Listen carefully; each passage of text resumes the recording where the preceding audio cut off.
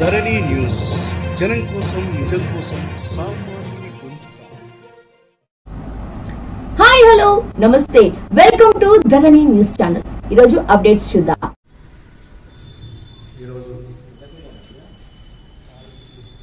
అలిశెట్టి ప్రభాకర్ గారి రాష్ట్ర స్థాయి పురస్కార ప్రధాన సభకి ఇచ్చినటువంటి ఆహ్వానులందరికీ తెలంగాణ రచయితల వేదిక పక్షాన స్వాగతం, సుస్వాగతం. ఈనాటి ఈ సభ కొంత ఈ కరోనా కార్యక్రమం కారణంగా ఈ సభికులను లేకుండానే నిర్వహించుకోవడం జరుగుతుంది.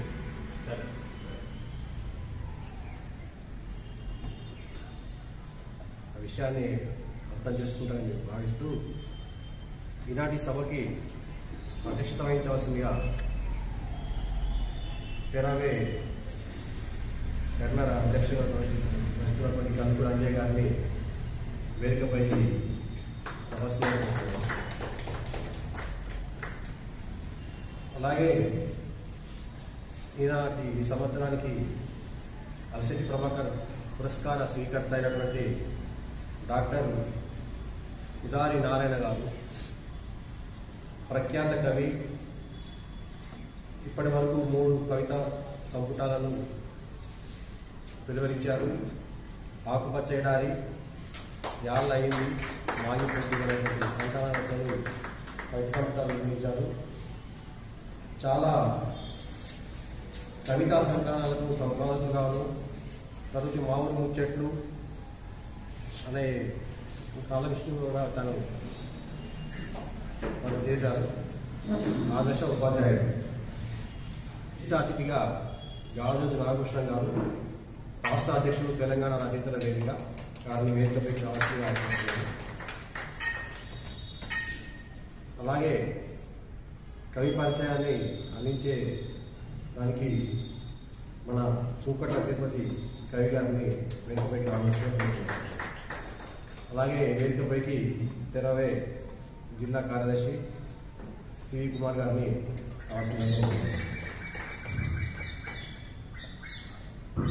సభా కార్యక్రమం నిర్వహించాల్సిందిగా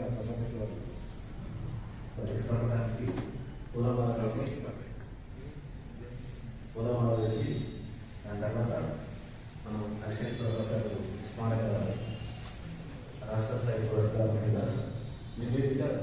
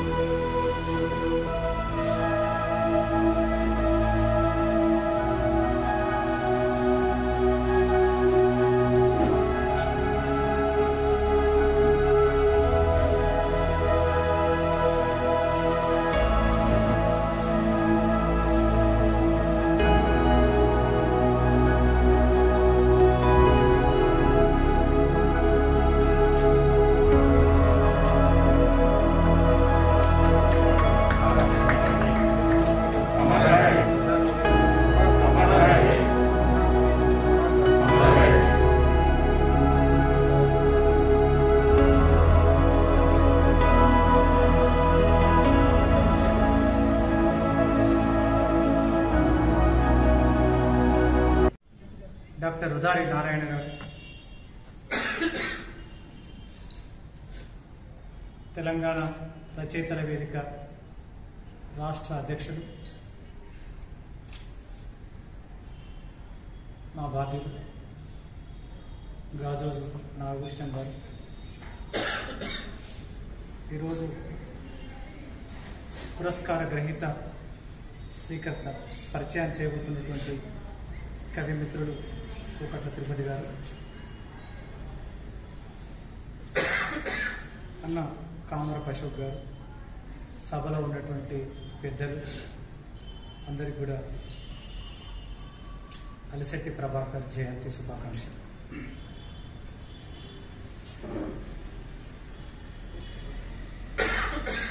(1990) ప్రాంతంలో కన్ను తెరిచినటువంటి సామాజిక స్పృహను అద్దుకుంటున్నటువంటి కొత్త కళ్ళకి ఒక స్ఫూర్తి నింపినటువంటి అక్షర సూర్యుడు అలిశెట్టి ప్రభాకర్. అలిశెట్టి ప్రభాకర్ని యాద్ చేసుకోవడం అంటే ఒక ఉజ్వలమైనటువంటి అక్షరాలను మనం అలుముకున్నట్టు, ఆవాహన చేసుకుంటున్నటువంటిగా మనం అర్థం చేసుకోవాలి. ఒకానొక కాలపు ఆవేశానికి నికార్సైనటువంటి ప్రతినిధి, ఒకానొక ప్రజల బాధలకు, యాతనలకు, యాత్రలకు అక్షర రూపం అలిశెట్టి ప్రభాకర్. అలిశెట్టి ప్రభాకర్ ఆ కాలం నాటికే పరిమితం అవుతాడా? ఆ కాలం నాటి ఆవేశం కోసమే అలిశెట్టి ప్రభాకర్ని యాద్ చేసుకుంటామా అంటే, ఈ కాలంలో బతకాలంటే, ఈ కాలంలో ఒక వ్యక్తిత్వంతో బతకాలంటే, ఒక వ్యక్తిత్వ వికాసంతో బతకాలంటే కూడా ఈనాటికి కూడా ఆయన కవిత్వం ప్రాసంగికత ఉంది అనడానికి ఒక 2 కవితలు చదివి నా నివేదికను మీకు చెప్తాను. ఈ వృక్షం నువ్వు ఉరిపోసుకోవడానికి వినియోగించబడేది కాదు. ఈ వృక్షం నువ్వు ఉరిపోసుకోవడానికి వినియోగించబడేది కాదు. స్వయం కృషిని శాఖోపశాఖలుగా విస్తరింపజేసుకోమని అంటాడు. అట్లాగే అనేక భయాలు, అనేక జడుపులు, అనేక సందేహాలు ఉన్నటువంటి మధ్యతరగతి పిరికితనం నుంచి చెంప చెల్లుమనేటట్టు చాలా కవితలు రాశాడు. కానీ ఒక్క మాట చాలాసార్లు గుర్తుకొచ్చేట కవిత ఇంకొకటి, చీకట్లో జడుసుకుంటే ఒక చెట్టే అరణ్యమై భయపెడుతుంది. చీకట్లో జడుసుకుంటే ఒక చెట్టే అరణ్యమై భయపెడుతుంది. గుండె అంటూ కలిగి ఉంటే నీ వెంటే అది సైన్యమై నిలుస్తుంది. గుండె అంటూ కలిగి ఉంటే నీ వెంటే అది సైన్యమై నిలుస్తుంది. అట్లా అలిశెట్టి ప్రభాకర్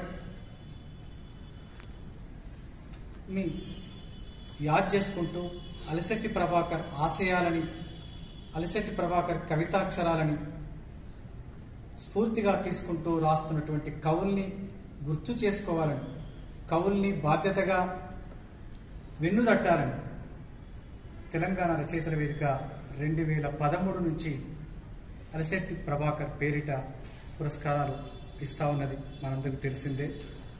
5,000 రూపాయల నగదు పారితోషికం పురస్కారంతో పాటు, నగదు పురస్కారంతో పాటు ఒక జ్ఞాపికను ఇస్తూ వారిని గౌరవిస్తూ అలిశెట్టి ప్రభాకర్ను యాద్ చేసుకుంటూ ముందుకు నడుస్తూ ఉన్నది. మొదటి పురస్కారం ప్రముఖ మట్టి కవి అన్నవరం దేవేందర్తో మొదలుపెట్టి ఇవాళకి ఈ సంవత్సరం ఇస్తున్నటువంటిది ఇది 10వ పురస్కారం. 2వ పురస్కారం ఈనాటి సభాధ్యక్షుడు అంజనకి ఇచ్చుకున్నాం. 3వ పురస్కారం డాక్టర్ దామెర రాములు గారికి ఇచ్చాం. అట్లాగే ప్రముఖ కవయిత్రి, సామాజిక కార్యకర్త అనిశెట్టి గారికి 4వ పురస్కారం 2016లో ఇచ్చాం. తర్వాత పాత్రికేయుడిగా, నికార్సైన పాత్రికేయుడిగా పనిచేసి మన మధ్య నుంచి వెళ్ళిపోయినటువంటి తౌటు నాగభూషణం గారికి 2017లో మరణాంతరం అలిశెట్టి ప్రభాకర్ పురస్కారాన్ని ఇచ్చాం. ఆ తర్వాత సోదరుడు, నిబద్ధత కలిగినటువంటి కవిమిత్రుడు బూర్ల వెంకటేశ్వర్లు గారికి 2018లో ఇచ్చాం. అట్లాగే తెరవే రాష్ట్ర ప్రధాన కార్యదర్శిగా బాధ్యతలు నిర్వహిస్తున్నటువంటి కొండి మల్లారెడ్డి గారికి 2019లో, 2020లో కవి, గాయక, రచయిత అయినటువంటి తెరవే రాష్ట్ర అధ్యక్షులు గాజోజు నాగభూషణం గారికి 2020లో ఇచ్చాం. ఆ తర్వాత మిత్రుడు కోకట తిరుపతి గారికి గత ఏడాది ఇచ్చాం. ఇప్పుడు ఇవాళ డాక్టర్ ఉదారి నారాయణ గారికి ఇచ్చాం. ఉదారి నారాయణ గారి గురించి 2 మాటలు మాట్లాడి నేను విరమిస్తా. అన్నవరం దేవేందర్ గారికి, డాక్టర్ ఉదారి నారాయణ గారికి చాలా సారూప్యతలు, సామ్యాలు ఉంటాయి. స్థానికతను, మట్టి భాషను తెలిసి నిరంతరం కవిత్వం రాస్తున్నటువంటి వ్యక్తులు వీళ్ళిద్దరు. ముసుగులు ఉండవు, మార్మికత ఉండదు, చెప్పాల్సిందేదో ఖచ్చితంగా నిక్కచ్చిగా చెప్పేటువంటి కవి ఉదారి నారాయణ. మనిషి సంవేదనను ఒక ప్రతిష్ఠించే కవిత్వం ఉదారి నారాయణలో వినబడుతూ ఉంటుంది. 2001లో అనుకుంటా ఆకుపచ్చ ఎడారి కవితా సంకలనం, తర్వాత 2011లో యాళ్ళయింది, ఇటీవల కాలంలో మాగిపొద్దు కవితా సంపుటాలు తీసుకొస్తూ కాలం వెంట నడుస్తున్నటువంటి, కాలంతో పాటు నడుస్తున్నటువంటి కవిగా, ఆదిలాబాద్ భాషకు పట్టం గడుతున్నటువంటి ఒక సాహిత్య కార్యకర్తగా ఉదారి నారాయణను మనం గుర్తుపెట్టుకోవాల్సిన అవసరం ఉంటుంది. ఉదారి నారాయణ బహుశా నేను డైట్లో ఉన్నప్పుడు 95 ప్రాంతంలో మోరి మీద కూర్చున్నప్పుడు కెన్ సారో వివా మీద రాసినటువంటి ఎలిజీ రాత్రి 7-8 గంటలకు బహుశా గోపాలని నేను కూర్చున్నప్పుడు అప్పుడు కెన్ సారో వివా మీద రాసినటువంటి ఎలిజీ ఇప్పటికీ గుర్తు. అప్పటి నుంచి ఇప్పటిదాకా ఒక నిరంతరం సమకాలీనటువంటి అంశాల మీద, సామాజిక సంఘర్షణల మీద రాస్తున్నటువంటి ఒక నికార్సైనటువంటి కవి. తనకి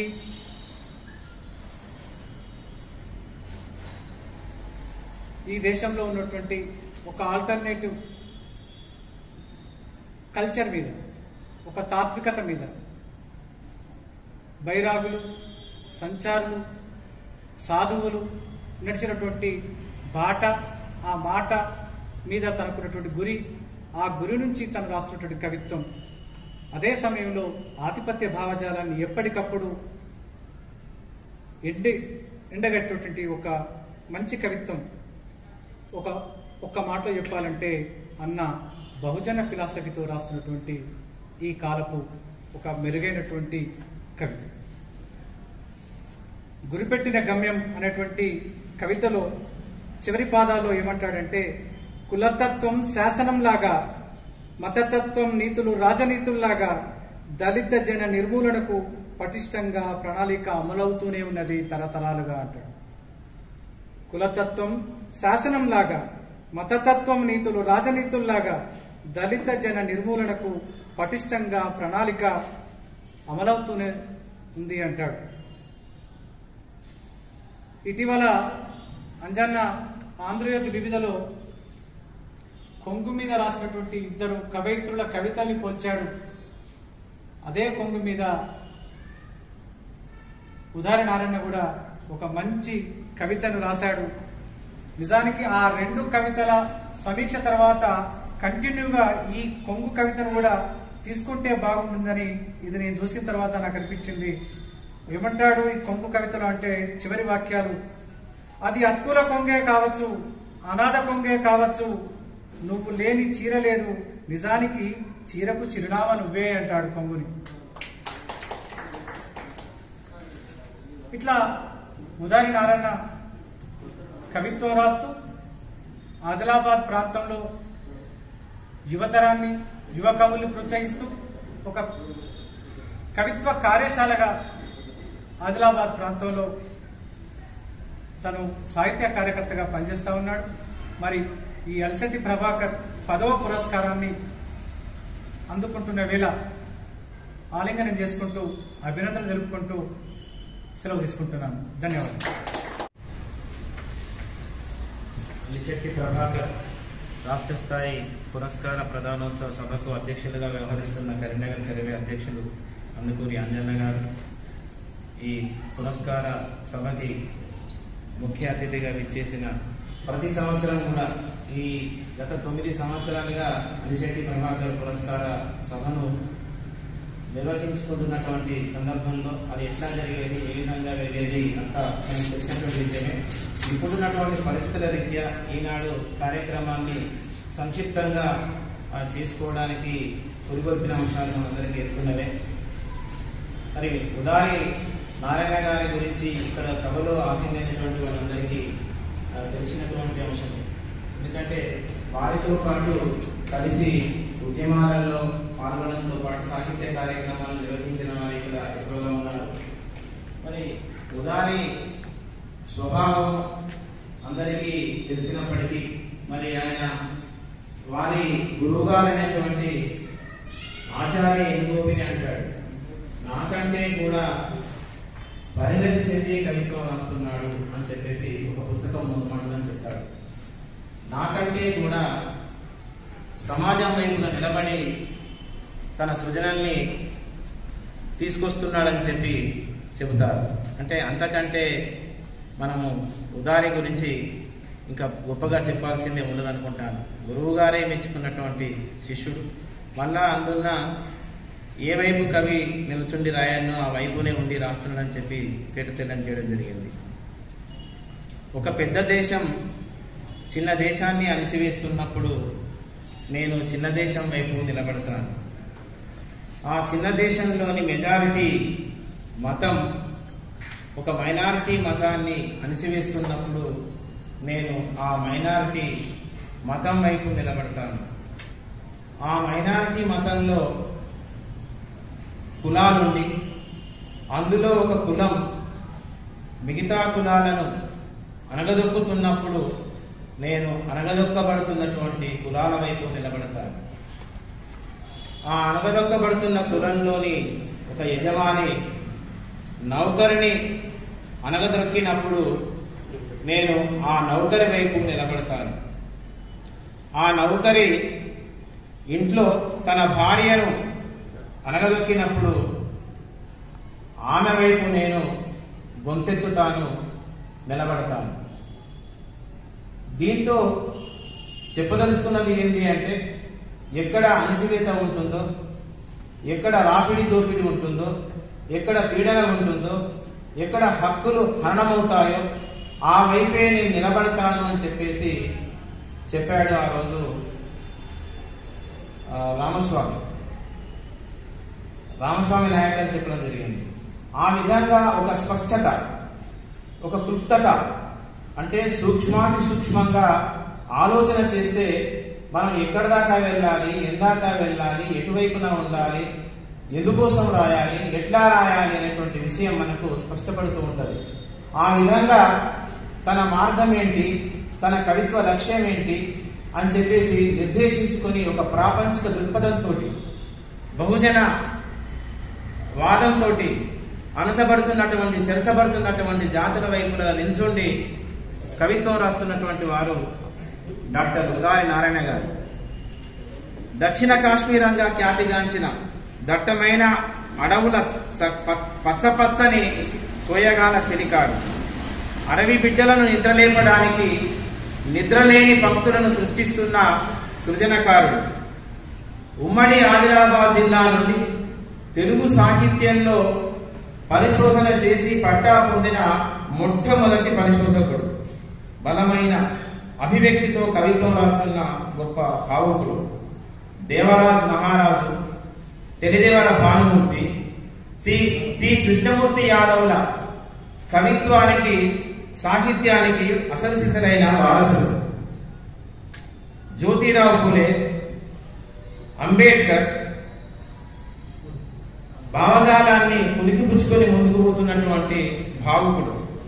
కొమురం భీం, రామ్జీ గోండ్ పోరు వారసుడు.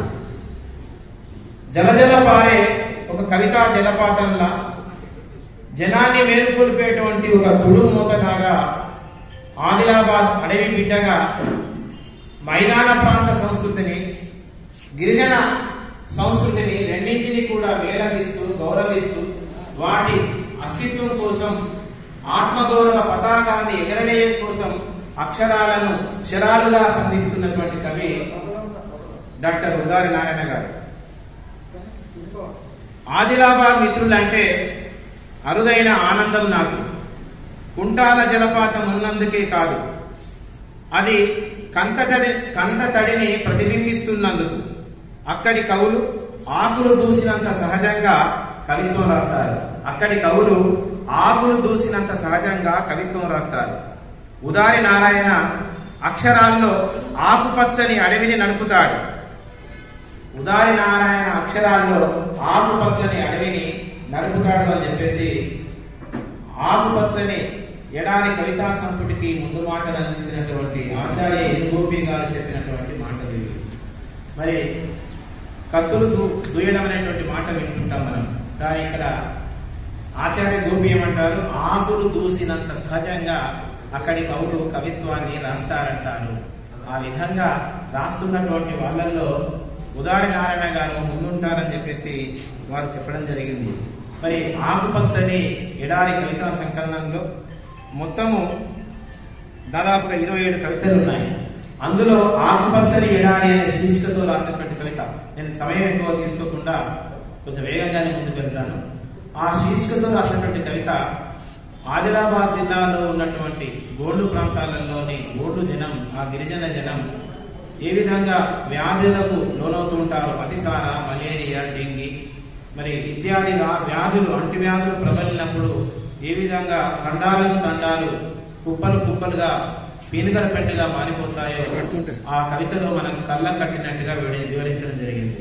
అంటే ఈ అంటువ్యాధుల మూలంగానే వాళ్ళు చనిపోతున్నారా, దానికి కారకులు ఎవరు, మరి పాలకులుగా ఏం చేస్తూ ఉన్నారు, సామాజిక కార్యకర్తలుగా మరి వాళ్ళ బాధ్యతల్ని సక్రమంగా నిర్వర్తిస్తున్నారని చెప్పేసి ఎవరికి వారు ఆత్మావలోకనం చేసుకునేటట్టుగా ఒక శుతిమెత్తని చురకలతోటి సున్నితమైనటువంటి పదజాలంతో ఈ కవిత్వాన్ని కూడా నడిపిస్తూ ఉంటారు.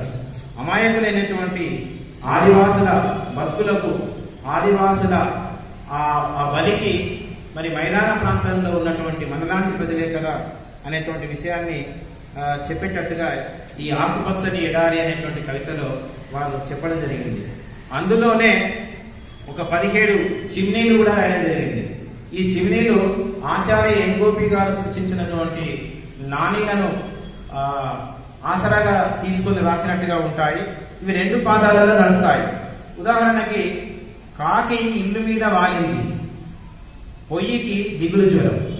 2 పంక్తులు. కాకి ఇల్లు మీద వాలింది, పొయ్యికి దిగులు జ్వరం. అంటే ఈ 2 వాక్యాలలో ఎంతటి నిగూఢార్థం దాగి ఉందో మనం అవగతం చేసుకోవచ్చు. పేదరికంలో కూనరెల్లుతున్నటువంటి కుటుంబాల గాథ మరి ఎట్లా ఉంటుంది, ఇంటికి బంధువులు వచ్చినప్పుడు వాళ్ళను అరుచుకునేటువంటి, వాళ్ళను ఆదరించేటువంటి ఆసరా దాసం ఇంట్లో లేనప్పుడు మరి ఆ కుటుంబం ఎలా తల్లడిల్లుతుందో అట్లాంటి దీనమైనటువంటి గాథను మనం ఇక్కడ ఈ చిమ్నీలో చూడవచ్చు. ఇట్లా దాదాపుగా ఒక 17 చిమ్నీల్ని మనకి ఆకుపచ్చ ఎడారి అనేటువంటి కవితా సంకలనంలో వారు అందించడం జరిగింది.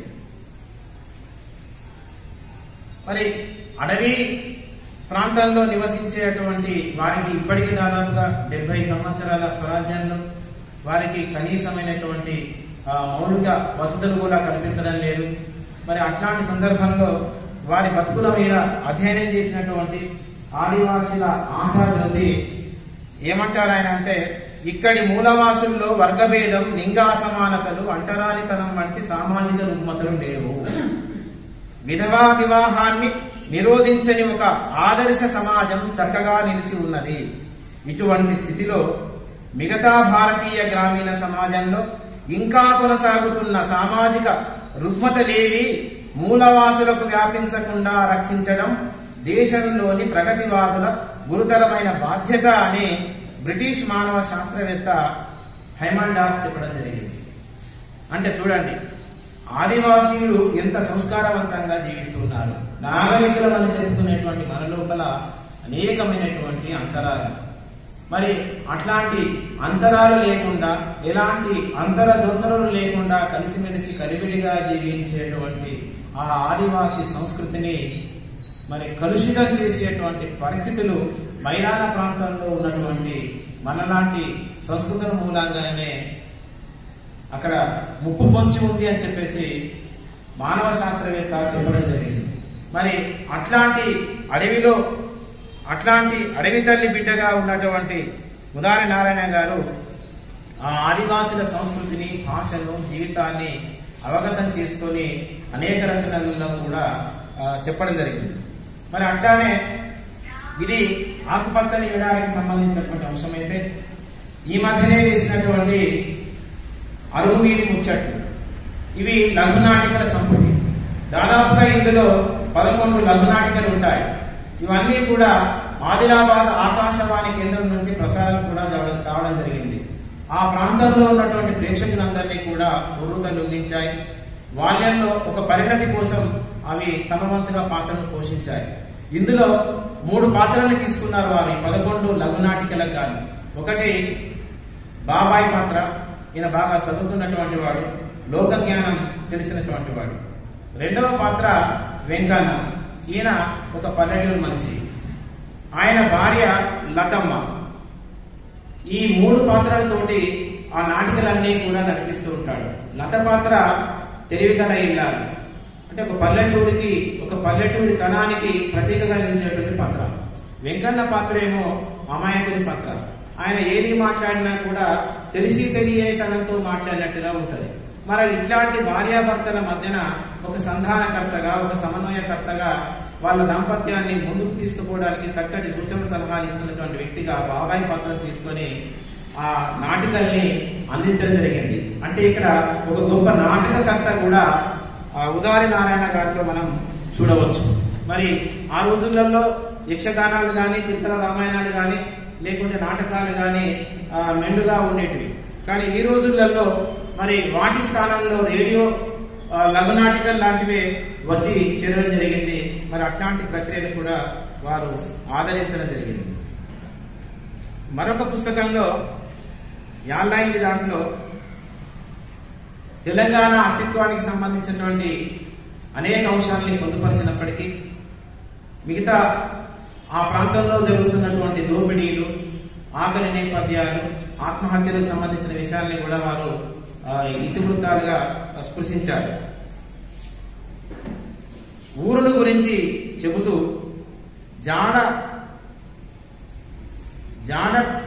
తెలిసిన ఊరు, దేహం నిండా పులిపిర్లు మొలచిన ఊరు, భూంబట్టుకొని లేస్తున్న ఊరు, ఊతము లేని ముసలవ్వ తీరు నడుస్తున్న ఊరు, ముసురుకున్న కందిరీగల కాటికి గురవుతున్న ఊరు, ఊపిరి గొట్టాలు సైతం ఉరికొయ్యలను ఏడిపిస్తున్న ఊరు, పీడ కలలతో ఉక్కిరి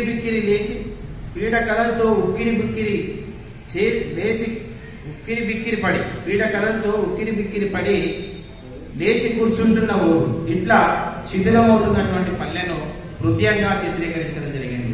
అంటే ప్రపంచీకరణ మూలంగా పల్లెలు ఏ విధంగా చిందరవందరం అవడం జరిగింది, పల్లె బతుకులు ఏ విధంగా చిల్లంకల్లం అవడం జరిగింది ఇత్యాది విషయాలన్నింటినీ కూడా ఈ ఊరు కవితలో ఆయన చిత్రిక చేశారు. మరి ఈ ఊరు ఎందుకు మారుతున్నది, మరి ఎట్లా మారుతున్నది, ఆ మార్పు రావడానికి కారణం ఏంటి అనేటువంటి విషయాన్ని చెప్పడంలోనే ఆయన యొక్క ప్రతిభ, ఆయన యొక్క భాషా పటిమను, అంటే జీవ భాషలో ఉన్నటువంటి పటిమను మనం గుర్తించవచ్చు. ఆ విధంగా తెలంగాణ ఉద్యమం జోరుగా జరుగుతున్నటువంటి సందర్భం, ఆ సందర్భంలో ప్రభుత్వము దిగివచ్చి తెలంగాణ రాష్ట్రాన్ని డిసెంబర్ 9వ తారీఖు నాడు ఇస్తామని చెప్పేసి ప్రకటించినప్పుడు, ఆ డిసెంబర్ 9 నుంచే మళ్ళీ డిసెంబర్ 31 నాటికే కేంద్ర ప్రభుత్వం యొక్క నిర్ణయం మారిపోయి ఆ ప్రకటనను వెనక్కి తీసుకున్నప్పుడు ఆయన కలత చెంది రాసినటువంటి కవిత ఆలోచింపజేసేదిగా ఉంటుంది. ఇప్పుడు తెలంగాణ పరుగు పందేనికి సన్నద్ధమైన వీరుని చూపులా ఉంది, పరుగు పందానికి సన్నద్ధమైన వీరుని చూపులా ఉంది, వదలడానికి గుంజి పట్టిన బాణంలా ఉంది, నదులు, వాగులు, చెరువులు లోనే ఉద్యమాన్ని రిహార్సల్ చేస్తున్నాయి, కొండలు, అడవులు సిగలు ముడిచి విజయాన్ని కడసారి బేరీజు వేస్తున్నాయి. ఇప్పుడు కాలం చివరి గీత దగ్గరే ఆగి ఉంది, ఇప్పుడు చివరి నిమిషం, చివరి మాట కోసం ఎదురు చూస్తున్నది అనే వెనక్కి తీసుకున్నటువంటి నిర్ణయాన్ని వ్యతిరేకిస్తూ రాసినటువంటి ఒక గొప్ప కవిత. ఇంకా యుద్ధం ఆగిపోలేదు, ఇంకా పోరాటం ఆగిపోలేదు, ఇంకా తెలంగాణ బిల్లును ఎక్కిపెట్టే ఉంది, ఇంకా ఆ ఉద్యమ కాగడ ఇంకా రగులుతూనే ఉంది అనేటువంటి విషయాన్ని ఈ యాళ్ళైంది అనే కవితా సంపుటిలో ఆయన చెప్పడం జరిగింది. ఈ కవితా సంపుటిలో 46 కవితలు ఉంటే అందులో దాదాపుగా ఒక 10 కవితల దాకా స్మృతి కవిత్వానికి సంబంధించినవి ఉన్నాయి. ఎవరెవరి స్మృతులు అంటే కాళోజీ, బాలగోపాల్, సద్దాం హుస్సేన్, పాగల్ ఆదిలాబాది, గజానన్, విద్యార్థి చావు, గిరిజనుల మరణాలు, చేనేత కార్మికుల మరణాలు. అంటే కలత చెందితే గాని కవిత్వం అసలు సిసలైనటువంటి కవిత్వం రాదని చెప్పి మనం చెబుతూ ఉంటాం.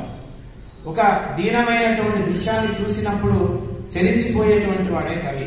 మరి ఆ దృశ్యాన్ని హృదయంగా అక్షర రూపంలోకి ఇచ్చినప్పుడే నిజమైనటువంటి కవిగా మనం గుర్తెరగవచ్చు. అంటే జన దుఃఖాన్ని తన దుఃఖంగా భావించుకొని ఆ బాధ ఎంతలా ఉంటుందో చిత్రించగలగడమే శృతి కవిత్వంలో ఉన్నటువంటి గొప్పతనం. అట్లా చేనేత కార్మికులు చనిపోయినప్పుడు రాసినటువంటి కవితను కొన్ని పంక్తులు చూద్దాం. మీరు పోతే ఇంటి ఆడదానికి ఎనగర్ర ఇరిగినట్టయితది. మీరు పోతే ఇంటి ఆడదానికి ఎనగర్ర ఇరిగినట్టయితది. మొగులు మీద పడ్డట్టయితది. ఇల్లు జాగిడిసిన అంగడైతది. గువ్విడిసిన గూడైతది. మీరెందుకు సావాలి? సావును చెండుతీరు ఎగరేయాలి. బతుకు బండిని మెడ మీద కాయలు కాసేట్టు గుంజుకుపోవాలి.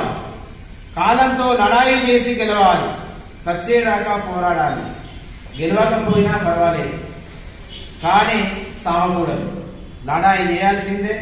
మరి ఆ లడాయిలో మనం గెలుపోవటం తర్వాత మాట, కానీ ఓడిపోతామేమో అని చెప్పేసి బెంగతోటి చనిపోవడం అనేది మంచిది కాదు అని చెప్పేసి ఆత్మహత్యలకు పాల్పడుతున్నటువంటి వాళ్ళకి కానీ, మరి ఎవరైనా కూడా ఆత్మహత్యకు పురిగొల్పుకుంటున్నటువంటి వాళ్ళకి కానీ ఒక కనువిప్పు కల్పించేటువంటి కవితగా దీన్ని మనం చూడవచ్చు.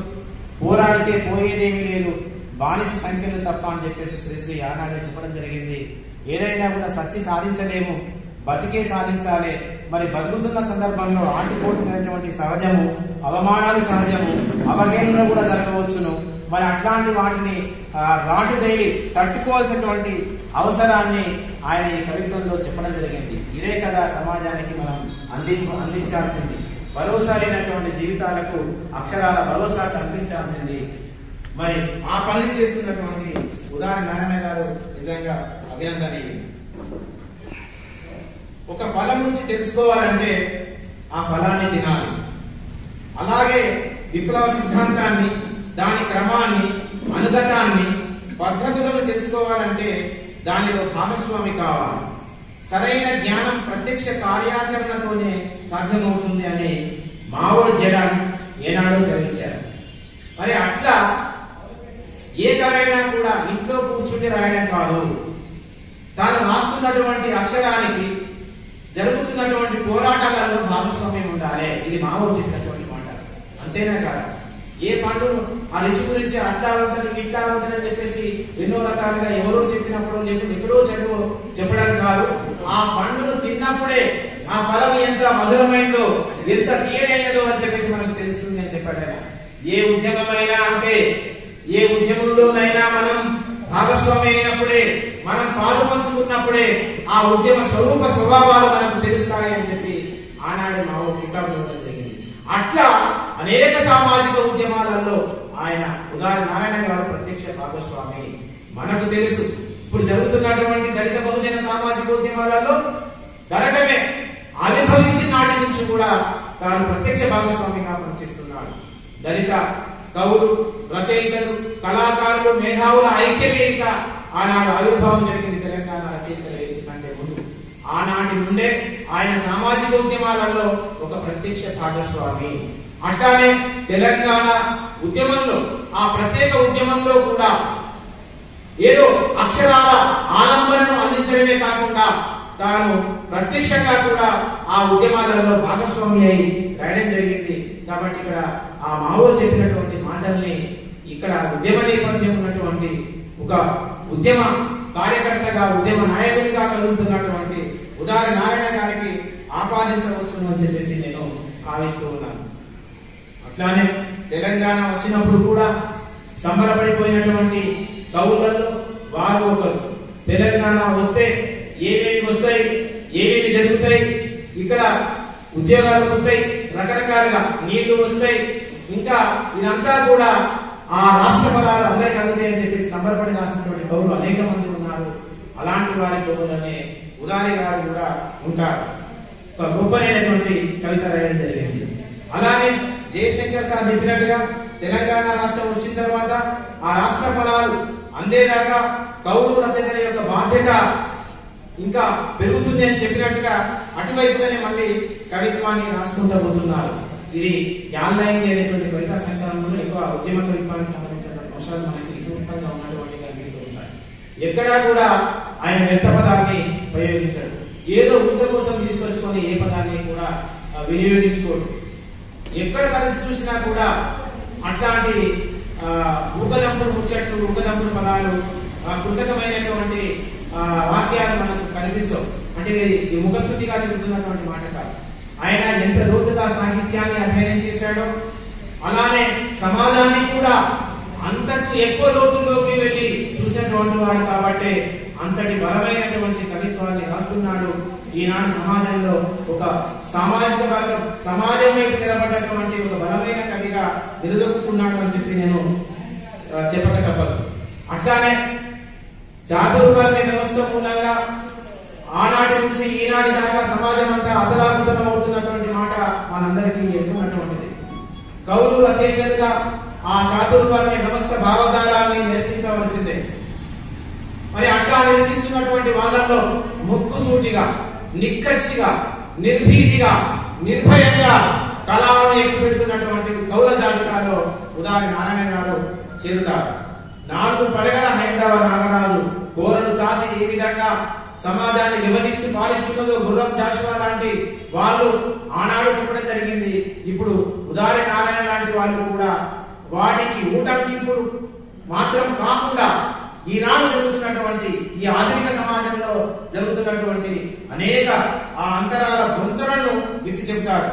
మనుధర్మశాలలో వేముల రోగి చనిపోయినప్పుడు రాసినటువంటి కవిత. శంభూకుడు, ఏకలవ్యుడు నీ తాత ముత్తాతలు, 4 పడగల కోరలకు నేల కొరిగిన వాళ్ళే, తోడేలు చుట్టి ముట్టినప్పుడు కడసారి అరుపులే తప్ప భరోసా బతుకులేకడా. ఈ విధంగా అగ్రకుల ఆధిపత్యం అందామా, లేకుంటే బ్రాహ్మణవాద అహంకారం అందామా, మనిషిని మనిషిగా చూడనటువంటి మూర్ఖత్వం అందామా, మూఢత్వం అందామా, మరి అట్లాంటి వాళ్ళ మూలంగా ఈ అట్టడుగు జాతులుగా ఉన్నటువంటి ఉత్పత్తి కులాలకు చెందినటువంటి వాళ్ళు ఏ విధంగా ఆగమైపోతున్నారు, ఏ విధంగా ఆత్మహత్యలు చేసుకుంటున్నారు, వాళ్ళ చేతులలో హత్యలకు గురవుతున్నారు అనేటువంటి నేపథ్యాన్ని తీసుకొని వారు అనేక కవితలలో కూడా చెప్తారు. ఇందులో ఈ మాగిపోతు అనేటువంటి కవితా సంకలనంలో బ్రాహ్మణవాదాన్ని ఒక ఉతికేస్తాడు. ముఖ్యంగా ఆ హైందవ ధర్మ విశ్వసంస్కృతిని, ఆ హైందవ ధర్మం ముసుగులో జరుగుతున్నటువంటి అధర్మాలను పులి సంచారం పేరుతో ఒక గొప్పలైనటువంటి కవిత రాసి మరి ఆయన ఏ విధంగా తీర్చి చెందాడతాడో ఆ కవిత ద్వారా మనం తెలుసుకోవచ్చు. అంటే భావన బలంతో, బలమైన అభివ్యక్తితో మనిషిని మనిషిగా మిగలడమే మానవ జన్మకు సార్థకత. మంచి కోసం నిలబడడం, మనిషి కోసం కలబడడం ఉదారి నారాయణ గారి కవిత్వంలో కనిపిస్తుంది. అలిశెట్టి ప్రభాకర్కు రాజకీయ వ్యంగ్యం ఇష్టమైన అస్త్రం. నాయకులను యుద్ధగా చేయడంలో ఎగబడి మరి ఆయన మినీ కవితలు రాశాడు. టోపీని ఎన్నికల్లో ఓట్లు అడుగునే చెప్పారు. 2 వాక్యాలు టోపీ శీర్షిక. మొదటి వాక్యం ఎన్నికల్లో, 2వ వాక్యం ఓట్లు అడుగునే చెప్ప. ఇట్లా చాలా రాశారు ఆయన. అట్లానే ఉదారి నారాయణ గారు కూడా ఆదిలాబాద్ నాణీలు అనే పేరుతో వేసినటువంటి పుస్తకంలో కూడా చాలా చురుకలతో, సరుకులతో, విరుపులతో కూడుకున్నటువంటి నాణీలను ఆయన అందించడం జరిగింది. వాడు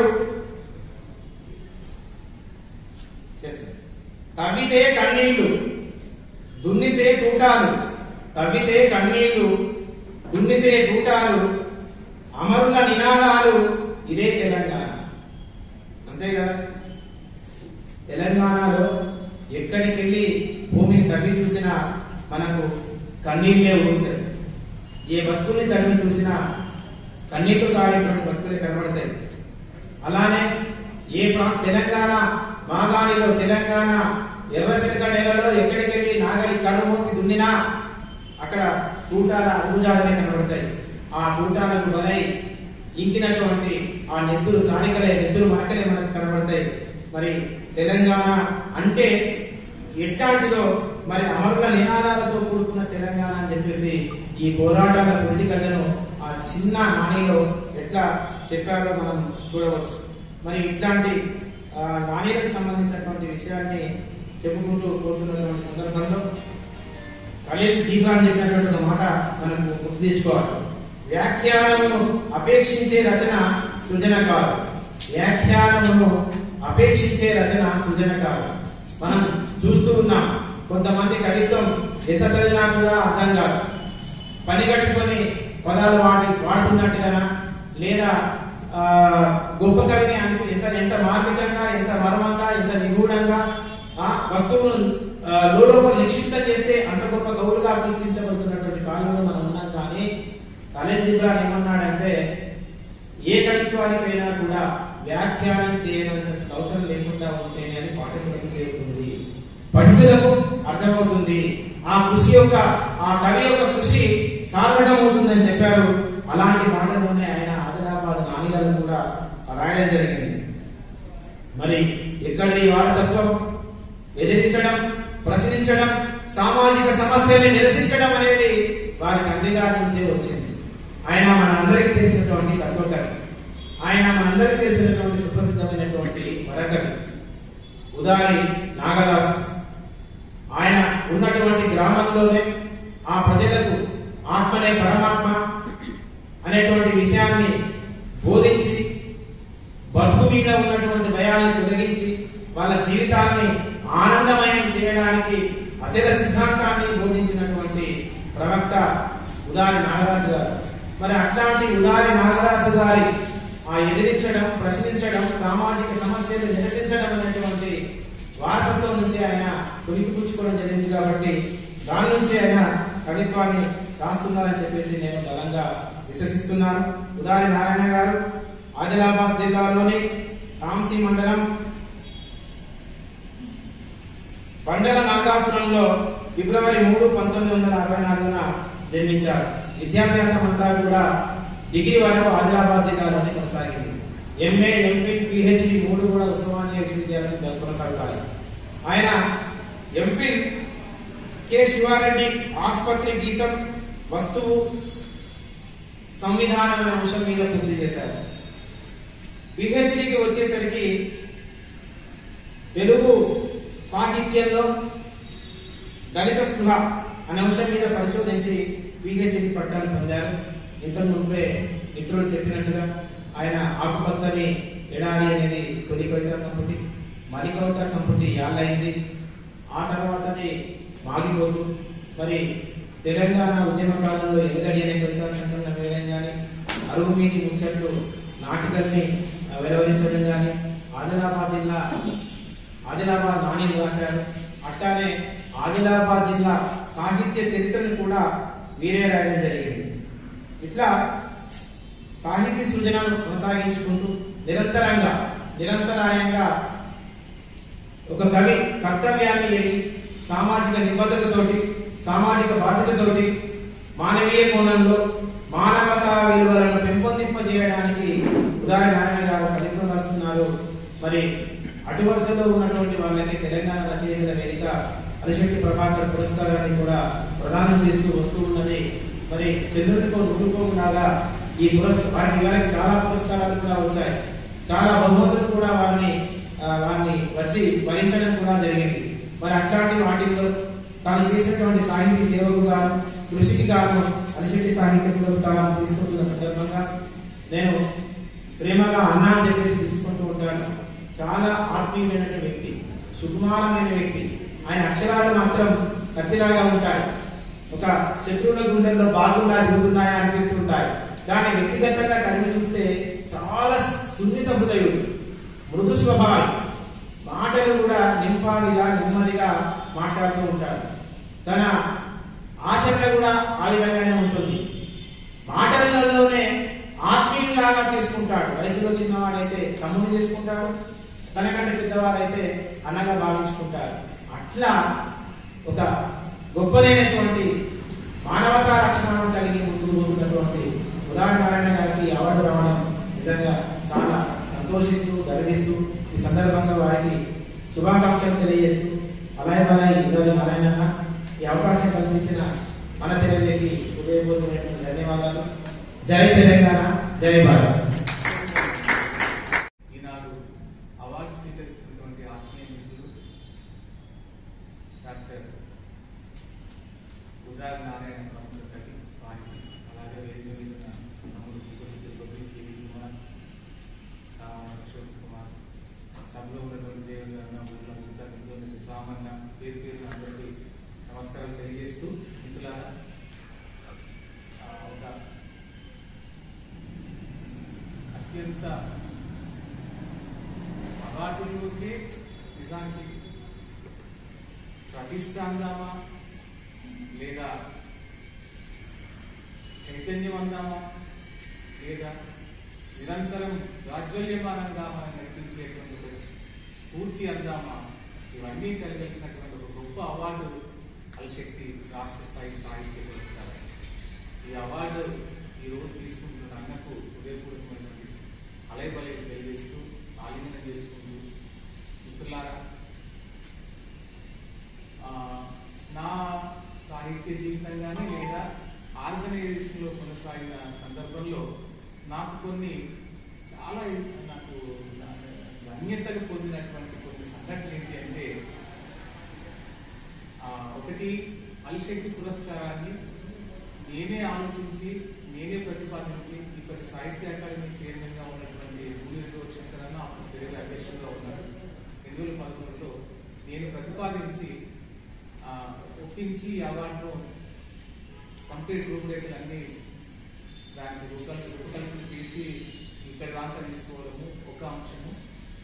అట్లాగే ఎన్నిల ముచ్చట్లు కూడాను చాలాసార్లు అది నిజానికి ఫిలిం సొసైటీ కేంద్రంగా ముందు ఆరంభం జరిగింది. నేను వారాల ఆనందంతో నేను చాలాసార్లు మాట్లాడి షేర్ చేసుకుని అన్న కవులందరూ ప్రతి నెల ఒకసారి ఆత్మీయంగా కలుసుకుంటే బాగుంటుంది, అది ఆలోచన నిర్వహించిన మిత్రమండలి స్ఫూర్తే కావచ్చు, కానీ కరీంనగర్లో ఉన్న చైతన్యాన్ని ఆధారంగా చేసుకొని మనందరం కూడా నెల నెలా కలుసుకుంటే బాగుంటుంది అంటే ఎవరు కలుస్తారు తమ్మి, అసలు అది నువ్వు అనుకున్నంత ఈజీ కాదు, కవులు కలుసుకోవడమా అంత సహృదయంతో అని అన్నాడు. ఫస్ట్ ఏదన్నా ఒక ప్రయత్నం చేద్దామంటే నాకు ఇంకా గుర్తుంది, ఒక స్వామన్న మాత్రమే ఒక కార్యక్రమాన్ని పెట్టుకున్నాం. ఈ వేదికను అప్పుడు ఏం చేస్తామంటే అట్లా ఇదే కాన్సెప్ట్ ఎన్నిల ముచ్చట్లు అనే టైటిల్ కాదు కానీ కవులు కలయిక కోసం ఒక కార్యక్రమాన్ని రూపకల్పన చేసి ఒక వారాన్ని ఈ హాల్ బుక్ చేయకుండా, అది 3వ శనివారం 2వ శనివారం మర్చిపోయాను, ఈ హాల్ బుక్ చేయకుండా తీర్మానం చేస్తాను. కవులందరికీ ఫ్రీ, వాళ్ళు ఏ కార్యక్రమం చేసుకున్నా కూడా హాల్ ఫ్రీగా ఇచ్చేస్తాం.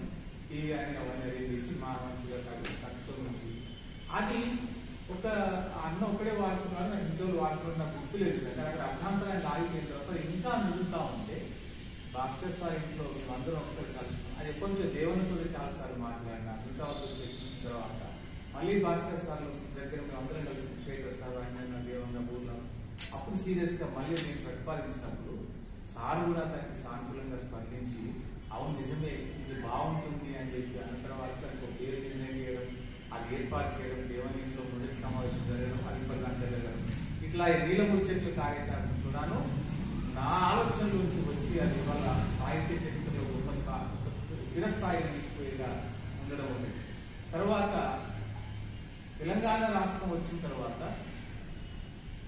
ఏ ఉద్యమానికి పునాదిగా నిలిచి ఏ సిద్ధాంతానికి ప్రాణప్రదంగా నిలిచినటువంటి వ్యక్తి జయశంకర్ సార్ని ఇవాళ కాళోజీ పేరు మీద పురస్కారం ఇస్తున్నారు, దాశరథి పేరు మీద పురస్కారం ఇస్తున్నారు, కానీ జయశంకర్ పేరు మీద ప్రభుత్వం పురస్కారం ఇవ్వట్లేదు.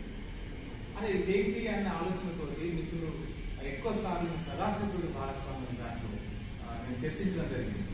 అదే జయశంకర్ సార్ మీద ఇవ్వలేకపోతుంది, వాళ్ళు ఇస్తే ఇవ్వకపోతుంది, అసలు దాన్ని మనం ఇవ్వాలి అన్న ఉద్దేశంతో రాష్ట్ర స్థాయి పురస్కారాన్ని ఏర్పాటు చేసిన తర్వాత అప్పుడు మన శేఖర్ సార్తో భాస్కర్ సార్ దేవతతో మాట్లాడి అంటే కోర్ గ్రూప్ అందరితో మాట్లాడి నిర్ణయం తీసుకుంటే చేయాలి అనుకున్న తర్వాత ఆ అవార్డు కూడా మొన్న భాషం యాదగిరి గారికి ఇచ్చినప్పుడు ఇంకా దాని స్థాయి లేదా దాని యొక్క ఆ విలువ ఏంటిది అన్నది సమాజంలో ప్రభుత్వం నుంచి కూడా ఫోన్ చేసి ఆ పురస్కారం ఇస్తున్న కాళిదాసుకు అగో మీరు అవార్డు ఇస్తున్నారు కానీ విధంగా మాట్లాడితే మీరు ఇస్తలేరు కాబట్టి వాళ్ళు ఇస్తున్నారు తప్పి మీరు దేశంగా నిలబెట్టాలి కదా అని చెప్పి చెప్తే అంటే ఆ అవార్డు పట్ల దాని పట్ల దానికి ఉన్నటువంటి దాని ప్రభావ ప్రతిఫలనాల పట్ల మిగతా వాళ్ళు చూస్తున్న చూపు ఎట్లా ఉందన్నది కూడా మన నిర్ధారణ అయింది. ఇట్లా ఈ 3 కార్యక్రమాలు అయితే ఇంకా నేను చాకలేయమ్మ తర్వాత ఉదాహరణతో మాట్లాడిన తర్వాత కొమరం భీమ్ అవార్డు కూడా ఇదంతా కూడాను తర్వాత కొనసాగింపు కష్టం ఉంటుందని శాశ్వత పురస్కార ప్రదాతాలను కూడా ఏర్పాటు చేసినాక కూడా మన మిత్రులు మనం ఎక్కువ అవార్డు పెట్టుకుంటే దానికోసం సమయం కానీ ఇదంతా ఉంటుందన్న తర్వాత అంతా సెట్ చేస్తారు. అక్కడి నుంచి రెడీ అయింది చాకలేయమ్మ రెడీ అయ్యారు. ఈ అవార్డులన్నిటికి సంబంధించి చేసినా కూడా వాటిని మాత్రం వాయిదా వెళ్ళడం దేవాలయం మంచి సూచన చేశారు. దీనికోసం సమయం అంతా ఎక్కువ మనం ఇది చేసినట్టుగా ఉంటుంది, మరి ఎట్లుంటుంది మళ్ళీ ఆలోచిద్దాం అన్న తర్వాత అక్కడ అప్పటికి ఆపం. కానీ ఈ 3 కార్యక్రమాలని విజయవంతంగా ఇది చేసినప్పుడు చాలా నాకు సంతోషాన్ని కలిగించిన విషయం. అయితే ఇదంతా ఒకే అయితే చిత్రాలు నిజంగా అలిశెట్టి ప్రభాకర్ అన్నాడు, అర్భకుడైన కవి ఒకడు అవార్డుల సన్మానాల కోసం దేవరించడం తప్ప నగరంలో ఇవాళ గొప్ప సంఘటనలు ఏమీ జరగలేదంటారు. అంటే అవార్డులు కానీ ఈ సన్మానాల పట్ల ఆయనకు మంచి అభిప్రాయం లేదు నిజానికి. అయినా మరి కవి పేరు మీద అలిశెట్టి పేరు మీద ఎందుకు అవార్డు పెట్టామంటే ఇవాళ ఈ ఇస్తున్న అవార్డు తీసుకుంటున్న వాళ్ళందరూ కూడా ఏ అర్భకులో కాదు. అలిశెట్టి అక్షరాల్ని చేతబట్టినప్పుడు అగ్ని కణాన్ని చేతబట్టుకున్నంత ఆ భారంగా బాధ్యతగా భావించి కవిత్వాన్ని రాస్తున్నటువంటి నిఖార్సైన కవులు ఇవాళ. అందుకే అలిశెట్టికి అట్లాంటి కవుల పట్ల అట్లాంటి కవిత్వం పట్ల వ్యతిరేకత ఉంది, కానీ అట్లాంటి అవార్డుల పట్ల వ్యతిరేకత ఉంది. కానీ అవార్డుని అంటే మొత్తంగా దాన్ని వ్యతిరేకించిన వాడు కాదు అని మనం ఒక రకంగా ఇంకో కాంటెక్స్ట్ ఇస్తాం. దీనికంటే ముఖ్యంగా ఈ అవార్డును స్థాపించడం వల్ల అలిశెట్టిని నిజానికి ఈనాటి తరానికి ప్రతి సంవత్సరం కూడా నిరంతరాయంగా ఆ కవిని సజీవంగా ఉంచాలి, ఆయన కవిత్వాన్ని సజీవంగా ఉంచాలి. మరి ఆయన కవిత్వ ఆ ధారను లేదా ఆయన యొక్క ఆ అభ్యుదయ భావాన్ని లేదా అతని యొక్క కమిట్మెంట్ ని, ఆయన దృక్పథాన్ని, సమాజం పట్ల ఆయనకు ఉన్నటువంటి ఆ చైతన్యాన్ని కూడాను ఇవాళ కవులు అవార్డు తీసుకుంటున్న వాళ్ళు కానీ లేదా అలిశెట్టిని ప్రేమిస్తున్న వాళ్ళు కానీ అలిశెట్టిని ఇప్పుడిప్పుడే చదువుకుంటున్న వాళ్ళు కానీ వాళ్ళందరికీ కూడా ఒక ప్రేరణగా ఉంటుందని మాత్రమే ఈ అవార్డుని ఏర్పాటు చేయడం జరిగింది మిత్రులారా. ఆ పరంపర కొనసాగుతున్నప్పుడు మరి ఇంతవరకు తమ్ముడు సివి అవార్డు తీసుకున్న వాళ్ళందరి పేర్లు చెప్పాడు. ఏ ఒక్క అవార్డును కూడా ఏ ఒక్క వ్యక్తి కూడా ఇవాళ సదుద్దేశంతో కానీ దురుద్దేశంతో కానీ విమర్శించే సాహసం చేసే వాళ్ళు ఎవరు లేరు. ఎందుకంటే వాళ్ళంతా కూడా అవార్డు తీసుకున్న వాళ్ళంతా కూడా అవార్డు ఇవ్వడం కూడా ఎంత అది పకడ్బందీగా ఉంటుందంటే నల్మల భాస్కర్ సారు, శేఖర్ సార్ ఇట్లా కమిటీ ఉంది. ఇంతవరకు ఆ కమిటీ నిర్ణయించిన వాళ్ళే అలిశెట్టి భావజాలానికి దగ్గరగా రాస్తున్న వాళ్ళు, అలిశెట్టి భావజాలానికి ఎప్పుడు దానికి వ్యతిరేకంగా, ముఖ్యంగా దానికి వ్యతిరేకంగా రాయని వాళ్ళు, ఆయన భావజాలానికి వ్యతిరేకంగా రాయని వాళ్ళు సామాజిక స్పృహతోటి ఏ చైతన్యంతో రాస్తున్నారు, ఏ సామాజిక స్పృహతో రాస్తున్నారు అనేది మనం గమనిస్తే కనుక ఇప్పటి వరకు అవార్డు తీసుకున్న వాళ్ళందరూ కూడాను ఇవాళ ఆ భావధారతోటి ఆ చైతన్యంతో నడుస్తున్న వాళ్ళు. అట్లా ఈ అవార్డుకు ఒక ప్రతిష్ట ఉంది, ఈ అవార్డుకు ఒక పవిత్రత ఉంది, ఈ అవార్డుకు ఒక శాశ్వతత్వం కూడా ఉంది అని నేను భావిస్తాను మిత్రుల. ఈ అవార్డు వరకు ఇక్కడికి వదిలేస్తే కనుక మళ్ళీ ఒక్కసారి అలిశెట్టి దగ్గరికి వెళ్తే కనుక అసలు ఎన్ని కవిత్వం ఉన్నంత కాలం ఉన్నంత కాలం, కాలంతో పాటు కవిత్వం ఉన్నంత కాలం కూడా అలిశెట్టి అక్షరాలు, అలిశెట్టి కవిత్వం సజీవంగా ఉంటుంది. మరణం నా చివరి చరణం కాదు అని చెప్పినటువంటి అలిశెట్టి తన కవిత్వ చరణాలతోటి నిజంగా ప్రజల హృదయాల్లో నిరంతరాయంగా వెలుగుతున్న సందర్భాన్ని మనం ఇప్పుడు చూస్తున్నాం. కవికి కావాల్సింది అదే కదా. తాను వెళ్ళిన తన అక్షరాలు, తన కవిత్వం సజీవంగా నిలవడమే ఇవాళ కవి కోరుకునేది. మరి ఆ సజీవంగా నిలవడంతో పాటు దాని ఫలితాలు కూడా ఇవాళ అలిశెట్టి ఏం చెప్పాడు నిజానికి, ఆయన జీవితం కవిత్వం వేరు కానే కాదు. మిత్రుడా, నువ్వు వచ్చేటప్పుడు కల్లోల ప్రాంతాల పిడికడు మట్టిని తీసుకురా, పోరుపాటలో నేల కొరిగిన వీరుని జ్ఞాపకమైనా మోసుకురా, నాకు జగిత్యాల పదే జ్ఞాపకం వస్తుంది, జైత్రయాత్ర నన్ను కలవరపరుస్తుంది అంటాడు. అంటే అతను జీవించినటువంటి కాలంలో అతని చుట్టూ ఉన్నటువంటి సామాజిక స్థితిగతులన్నీ కూడాను అతన్ని కవిత్వం రాయనీయకుండా ఉండని స్థితిలోంచి రాసిన కవిత్వం, ఆ కవిత్వంలో కూడాను స్పష్టమైన దృక్పథం, స్పష్టమైనటువంటి అవగాహన, రాసే దాంట్లోపల బలమైన కవిత్వ నిర్మాణ శక్తి, ఇవన్నీ కూడా అలిశెట్టిని ఆకాశమంత ఎత్తులో నిలబెట్టిన విషయం అందరికి తెలిసిందే. అనేక మంది అభిమానులు 2 రాష్ట్రాల్లో కూడా, ఉమ్మడి రాష్ట్రంగా ఉన్నప్పటి నుంచి మొదలుకుంటే ఇప్పుడు 2 రాష్ట్రాలుగా ఉన్న తెలుగు ప్రాంతాలన్నింటిలో కూడాను అలిశెట్టి ప్రభాకర్ అభిమానులు ఎంతమందో మనం అంతా చదువుకున్నాం. అసలు కోట్ చేద్దామని ఎప్పుడైనా అలిశెట్టి ప్రభాకర్ కవిత్వానికి ఇస్తే కోట్ చేయకుండా ఉండనటువంటి కవిత ఒక్కటైనా మనకు దొరుకుతుందా? నిజానికి ప్రతి పదము, ప్రతి వాక్యము, ప్రతి కవిత కూడాను మొత్తం ప్రపంచాన్ని, ప్రపంచంలో ఉన్న సంక్షోభాలని, సంఘర్షణల్ని మనం ముందు నిలబెడతా ఉంటుంది. అందుకే ఆయన కవిత్వం ఎప్పటికీ సదా అది చిరస్మరణీయంగా అది నిలిచిపోతూనే ఉంటుంది. ఒక ప్రాంతం ఇంకో ప్రాంతం మీద దోపిడీ కొనసాగించడం, ఒక దేశం మరో చిన్న దేశం మీద దోపిడీ కొనసాగించడం, ఆధిపత్యాన్ని కొనసాగించడం, ఒక కులం గాని, ఒక మతం గాని ఇంకో మతం మీద, ఇంకో కులం మీద, ఇట్లా అనేక రకాలుగా బలవంతులు బలహీనుల మీద చేస్తున్న ఈ దౌర్జన్యాలన్నిటికీ వ్యతిరేకంగా అలిశెట్టి కవిత్వం నిలిచింది. అంటే మరి కవి అనేవాడు కాలంతో పాటు నడుస్తూ, కాలంతో పాటు తాను జీవిస్తూ, ఆ కాలం సాక్షిగా జరుగుతున్న అనేక సంక్షోభాలన్నింటినీ కూడా, అనేక సంఘర్షణలన్నింటినీ కూడా, అనేక దోపిడీ వైరుధ్యాలన్నింటినీ కూడా కవిత్వంలోకి ప్రతిబింబించలేకపోతే కనుక, కవిత్వం అందరూ రాస్తారు, సాహిత్యం అనేక మంది రాస్తారు కావచ్చు, వాళ్ళ దృక్పథాలు కవి నిరంకుశులని మనం పేర్కొన్నారు, వాళ్ళు రాయడానికి స్వేచ్ఛ ఉంది కావచ్చు, కానీ రేపు ప్రజలు తలకెత్తుకునే కవిత్వం గాని, సాహిత్యం గాని అలిశెట్టి ప్రభాకర్ లాంటిది ఉంటుంది. కాబట్టి మిత్రులారా, ఇవాళ అలిశెట్టిని మనం అజరామరమైన కవిత్వాన్ని, అలిశెట్టిని మనం తలకెత్తుకునేందుకు ఈ అవార్డు నిరంతరం మనం కొనసాగించడం ద్వారా మరి ఆయన చైతన్యాన్ని, ఆయన సాహిత్యాన్ని, ఆయన దృక్పథాన్ని అన్నిటికీ మించి ఆయన కవిత్వంలో ఉన్నటువంటి కరుణ, ఒక వేశ్య మీద ఇవాళ నిన్నగాక మొన్న ఒక బడి మానేసిన ఒక అమ్మాయిని నా బడిలోకి తీసుకొచ్చి చివరి దాకా ఇంటర్మీడియట్ దాకా చదివించిన అమ్మాయిని ఒక ప్రేమ పేరుతో ఒక హత్య చేస్తే వెలువెలా ఏడ్చడం నాకైతే భరించరానంత దుఃఖాన్ని మిగిల్చింది. ఈ మాట ఎందుకు చెప్తున్నానంటే, ఎంతమంది రాయాలంటే ఎంత వేదన ఉంది సమాజం లోపల, ఎంత కన్నీళ్లు ఉన్నాయి సమాజంలో, అవన్నీ కూడా కవిగా అలిశెట్టి పట్టుకున్నాడు. అందుకే ఆయన కవిత్వంలో కరుణ ఉంది, ఆయన కవిత్వంలో నిజాయితీ ఉంది, ఆయన కవిత్వంలో సమాజం పట్ల స్పందించే గుణం నిండా ఉంది. కాబట్టి ఆ కవిత్వాన్ని మనం కళ్ళకద్దుకుందాం, అలిశెట్టిని మనం ఇప్పటికీ మార్గదర్శకంగా నిలుపుకుందాం అని తెలియజేస్తూ ధన్యవాదాలు. నిజానికి ఈ సభను చాలాసేపు నడిపించదన్న మన మిత్రుల సూచన మేరకే కొంత సంక్షిప్తంగా అన్న గురించి కూడా చాలా చెప్పాల్సి ఉండే మిత్రుడు ఆల్రెడీ చెప్పాడు కాబట్టి మరి దీన్ని తొందరనే ముగించుకోవాలనే ఉద్దేశంతో నేను ఉదాహరణ గురించి ప్రస్తావించలేదు దానికి. కానీ తమ్ముడు మొత్తం ఉదాహరణ కవిత్వం ఏంటి, ఆయన వ్యక్తిత్వం ఏంటి, ఆయన వివిధ ఆర్గనైజేషన్లో ముఖ్యంగా మన తెలివే బాధ్యులుగా ఆయన నడిచినటువంటి దారి చేసిన నిర్మాణం ఏంటనేది కూడా అందరికీ తెలిసిందే. అందుకే నేను అందరి గురించి ఎక్కువగా ప్రస్తావించలేదు.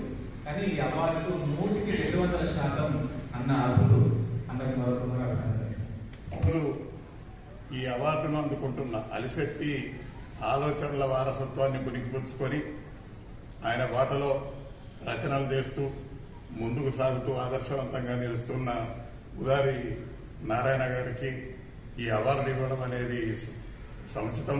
ఈ సందర్భంగా తనను హృదయపూర్వకంగా అభినందిస్తున్నాను. మిత్రులారా,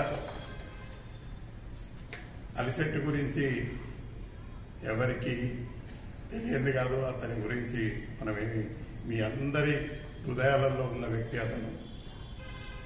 ఉదారి గారి గురించి ఇప్పటికే మన కూకట్ల సవివరంగా మీకు చెప్పాను. కేవలం నేను 2 నిమిషాలు అలిశెట్టి గారితో నాకు ఉన్న పరిచయాన్ని నెమరు వేసుకోవడానికి మాత్రమే మీ ముందు నిలబడ్డా. జగిత్యాల జైత్రయాత్ర జరిగిన సమయం అంటే 70-80వ దశకం లోపల. అప్పటి నుంచి నాకు అలిశెట్టి పరిచయం జరిగింది.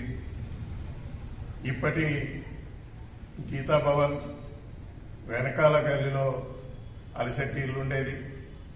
అట్లాగే మంకమ్మ తోటలో శిల్పి ఫోటో స్టూడియో అని ఒక ఫోటో స్టూడియో ఉండేది. ఈ 2 కేంద్రాలుగా సాహితీ సమావేశాలు, ఇతర అంశాల మీద, ప్రజా సమస్యల మీద చర్చలు జరుగుతున్న సందర్భంలో ఈ 2 వేదికలుగా మేము చేసుకొని చాలా సందర్భాలు గంటలు మాట్లాడుకున్న సందర్భాలున్నాయి. ఆ తర్వాత చివరిసారిగా సోదరుణ్ణి కలిసింది మన నెహ్రూ యువ కేంద్రంలో ఆయన చిత్ర ప్రదర్శన ఏర్పాటు చేసిన సమయంలో మాత్రమే. ఆ తర్వాత అప్పుడప్పుడు మాట్లాడుకోవడం మినహా కలుసుకున్న సందర్భాలు రాలేదు. అయితే ఇప్పటికీ అలిశెట్టి నా మిత్రుడు అని చెప్పుకోవడానికి, అంటే అలిశెట్టికి నేను కూడా మిత్రునిగా ఉంటి అని చెప్పుకోవడానికి నేను చాలా గర్వపడుతున్నాను. ఎందుకంటే అలిశెట్టి పత్రికా రంగంలో పనిచేశాడు.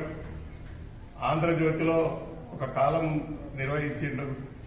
నిజానికి కవిత్వం రాయడం అనేది లేకుండా నేను కేవలం అప్పుడు 76-77 దశకంలో కూడా అక్కడ జరుగుతున్న భూమి విముక్తి కోసం జరిగిన పోరాటాల నేపథ్యం, ఆ పోరాటాలు ఇచ్చిన స్ఫూర్తితోటి కొన్ని పాటలు రాసిన నేను.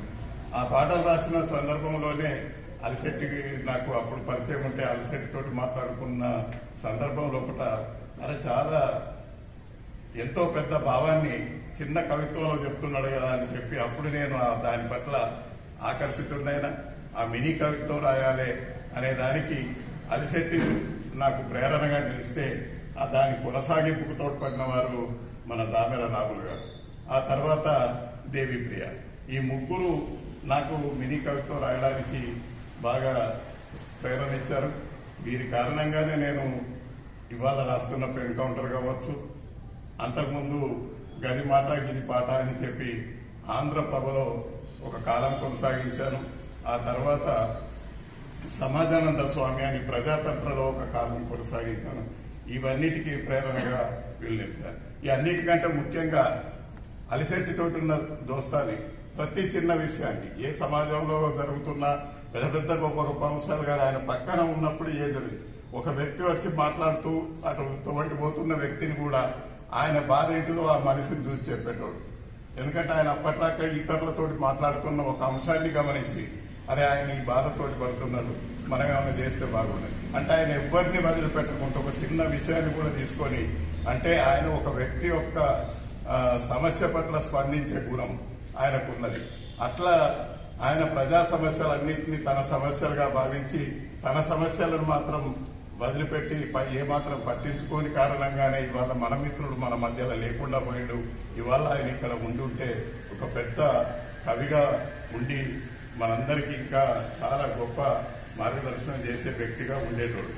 మిత్రులారా, అలిశెట్టి ఆలోచనల వారసత్వాన్ని కొనసాగించడం అనేది ఇవాళ మన ముందటున్న కర్తవ్యం.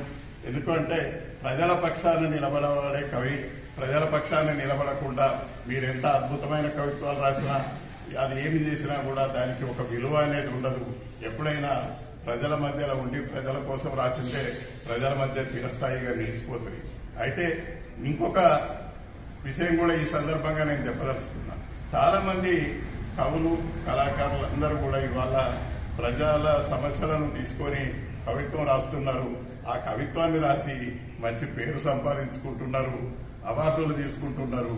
కానీ వారు కవిగా అది రాయడం వరకే పరిమితమైతే నా ఉపయోగం లేదని నేను ఎందుకంటున్నా అంటే, వీరు కవులకు మీకు పరిమితులు ఉంటే ఉండొచ్చు, కానీ మీకు ఎంత అయితే వీలైతుందో అంత ప్రజలతోటి మమేకమై ప్రజల ఉద్యమాలు జరిగినప్పుడు కనీసం వాళ్ళతోటి రోజుల తరబడి చేయకుండా వాళ్ళకు సంఘీభావంగా మనం ఒక ప్రకటన చేయడం లేకుంటే అవసరమైతే ఒక రోజు వాళ్ళ కోసం వెచ్చించడం అనేది చేసినట్టు ఏదంటే మేధావులు కూడా ఈ అంశానికి స్పందిస్తున్నారు అని చెప్పి ప్రభుత్వాలలో చెల్లం వచ్చే అవకాశం ఉంటుంది కనుక.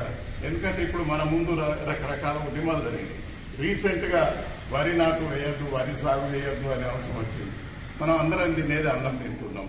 అసలు ఆ సమస్య ఏంటిది, ఆ సమస్యను తీసుకొని మనం ఎంతవరకు అది చేయాలి, కవులుగా మన బాధ్యత ఏముండే, మనం ఏమైనా చేయొచ్చా, వీళ్ళకు రైతులకు అండగా నిలవచ్చా, మనం దీన్ని ఏదన్నా అంశంగా తీసుకొని మనం ఒక రిపోర్ట్ తయారు చేసి గవర్నమెంట్ కు పంపించే అవకాశం ఉండే ఇట్లాంటి కార్యక్రమాలు తీసుకున్నట్టు ఏదుంటే మనం నిజంగా కూడా ఇంకా ప్రజల పక్షాన నిలిచినట్టు అవుతుంటుంది. కనుక ఇదే ఆలోచన అలిసెట్టి ఆలోచనలు కూడా ఇట్లాంటి ఆలోచనలతోటి అలిసెట్టి ఉండేవాళ్ళు. కనుక మనం అలిసెట్టి వారసులుగా, ఆలోచన వారసులుగా ఆ వారసత్వాన్ని కొనసాగించాలని, అదే ఆయనకు మనం సమర్పించే నివాళి అని ఈ సందర్భంగా మీ అందరితో నా అభిప్రాయం పంచుకుంటూ సెలవు తీసుకుంటున్నాను.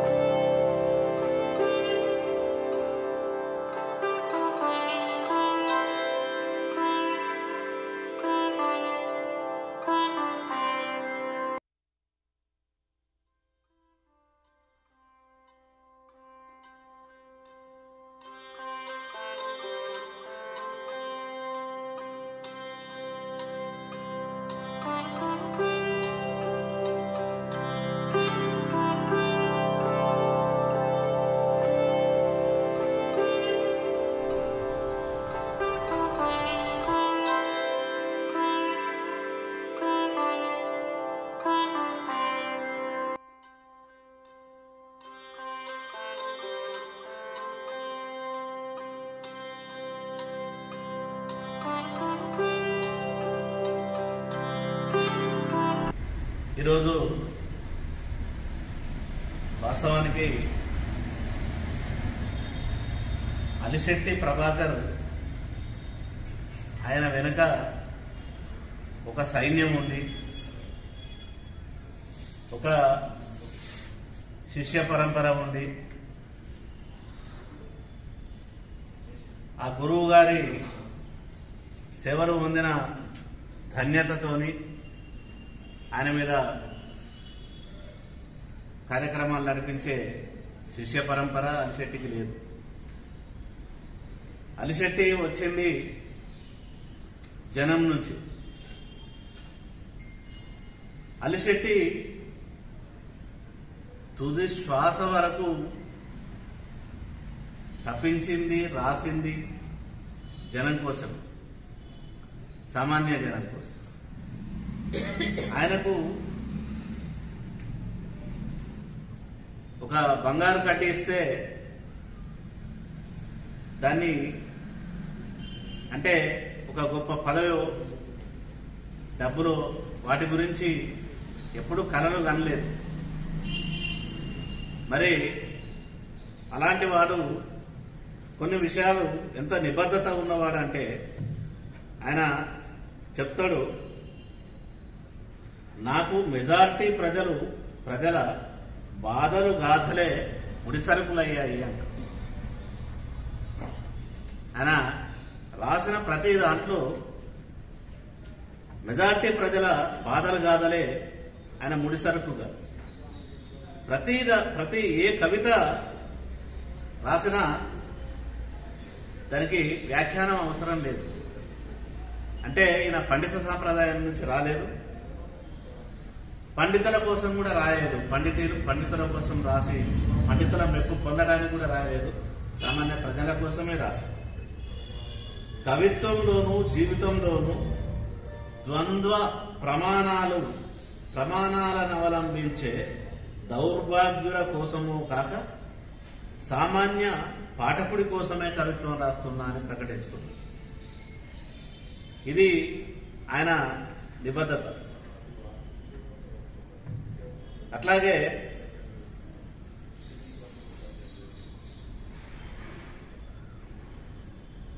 ఆయనకు టీబీ సోకి ఎడతెరిపి లేకుండా దగ్గు వచ్చిన, ఆయాసం వచ్చిన, చేతగాకుండా ఉన్న ఎన్నడూ కవిత్వాన్ని విడిచిపెట్టలేదు. ఖచ్చితంగా రోజు కవిత్వం రాశాడు.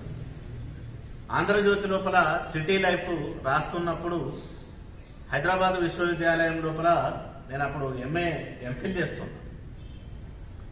హైదరాబాద్ విశ్వవిద్యాలయం లోపల ఎంఫిల్ చేస్తున్నప్పుడు మాకు జాతీయ స్థాయిలో సెమినార్స్ జరుగుతాయి. యూజీసీ వాళ్ళు కండక్ట్ చేసే సెమినార్స్. ఆ సెమినార్స్లో ఫోటోలు తీయడానికి వరకు పిలిచినాం. అది రాత్రి దాకా జరిగినాయి. ఆయనకు అక్కడ అప్పుడు విసిరివేయబడ్డట్టు ఉన్న విశ్వవిద్యాలయం, అది ఊరికి దూరంగా. ఆయనకి ఎలాంటి కన్వీనియన్స్ లేకుండే. ఆ రోజు రాత్రి మా దగ్గరనే ఉన్నాడు, పడుకున్నాడు. తెల్లవారు లేచి మళ్ళీ హైదరాబాద్కి వచ్చిండు. దాని మీద సిటీ లైఫ్లో హైదరాబాద్ విశ్వవిద్యాలయం మీద కూడా రాసింది అలిశెట్టి. అట్లాగే ఈ పుస్తకం వేసిన వాళ్ళను నేను అభినందిస్తూ ఇంకొక విషయం కూడా దీంట్లో చేయాల్సింది ఉంది. ఏ రోజు ఈ కవిత ప్రింట్ అయిందో అనేది తెలిస్తే, అంటే మిత్రులందరికీ మన మిత్రులందరికీ కూడా నేను ఒక సూచన ఏంటంటే, ఆ కాలం తెలుస్తుంది, మన క్రొనాలజీ తెలుస్తుంది. ఆ సామాజిక చరిత్రను నిర్మించుకునే బాధ్యత మన మీద ఉంది. ఒకవేళ ఎవరైనా సామాజిక చరిత్ర రాయాలనుకున్నప్పుడు కూడా ఈ కవిత్వం కూడా అక్కడికి వస్తుంది. బలమైన కవిత్వం రాసిన కవి కాబట్టి మళ్ళీ దశ అంటే దీన్ని మళ్ళీ ఏమైనా పునర్ముద్రణ చేసేటప్పుడు కూడా ఆ డేట్స్ ఇస్తే బాగుంటుందేమో అని వాళ్ళకు కూడా ఒకసారి మనం సూచన చేస్తే బాగుంటుంది. అట్లాగే ఇంత గొప్ప కవి మనకు పాల్కురికి సోమన అన్నట్టు అల్పాక్షరములో అనల్పార్థ రచన కల్పించుటయే కాదే కవి వివేకంబు అన్నట్టు రాసిన కవి, సామాన్యుల కోసం రాసి సామాన్యుల కోసం జీవించిన కవి. అలాంటి గొప్ప కవి అవార్డును అందుకున్న డాక్టర్ ఉదార్ నారాయణ గారిని మనసారా అభినందిస్తూ మరి వారు మాట్లాడవలసిందిగా కోరుతున్నాను. పెద్దలు,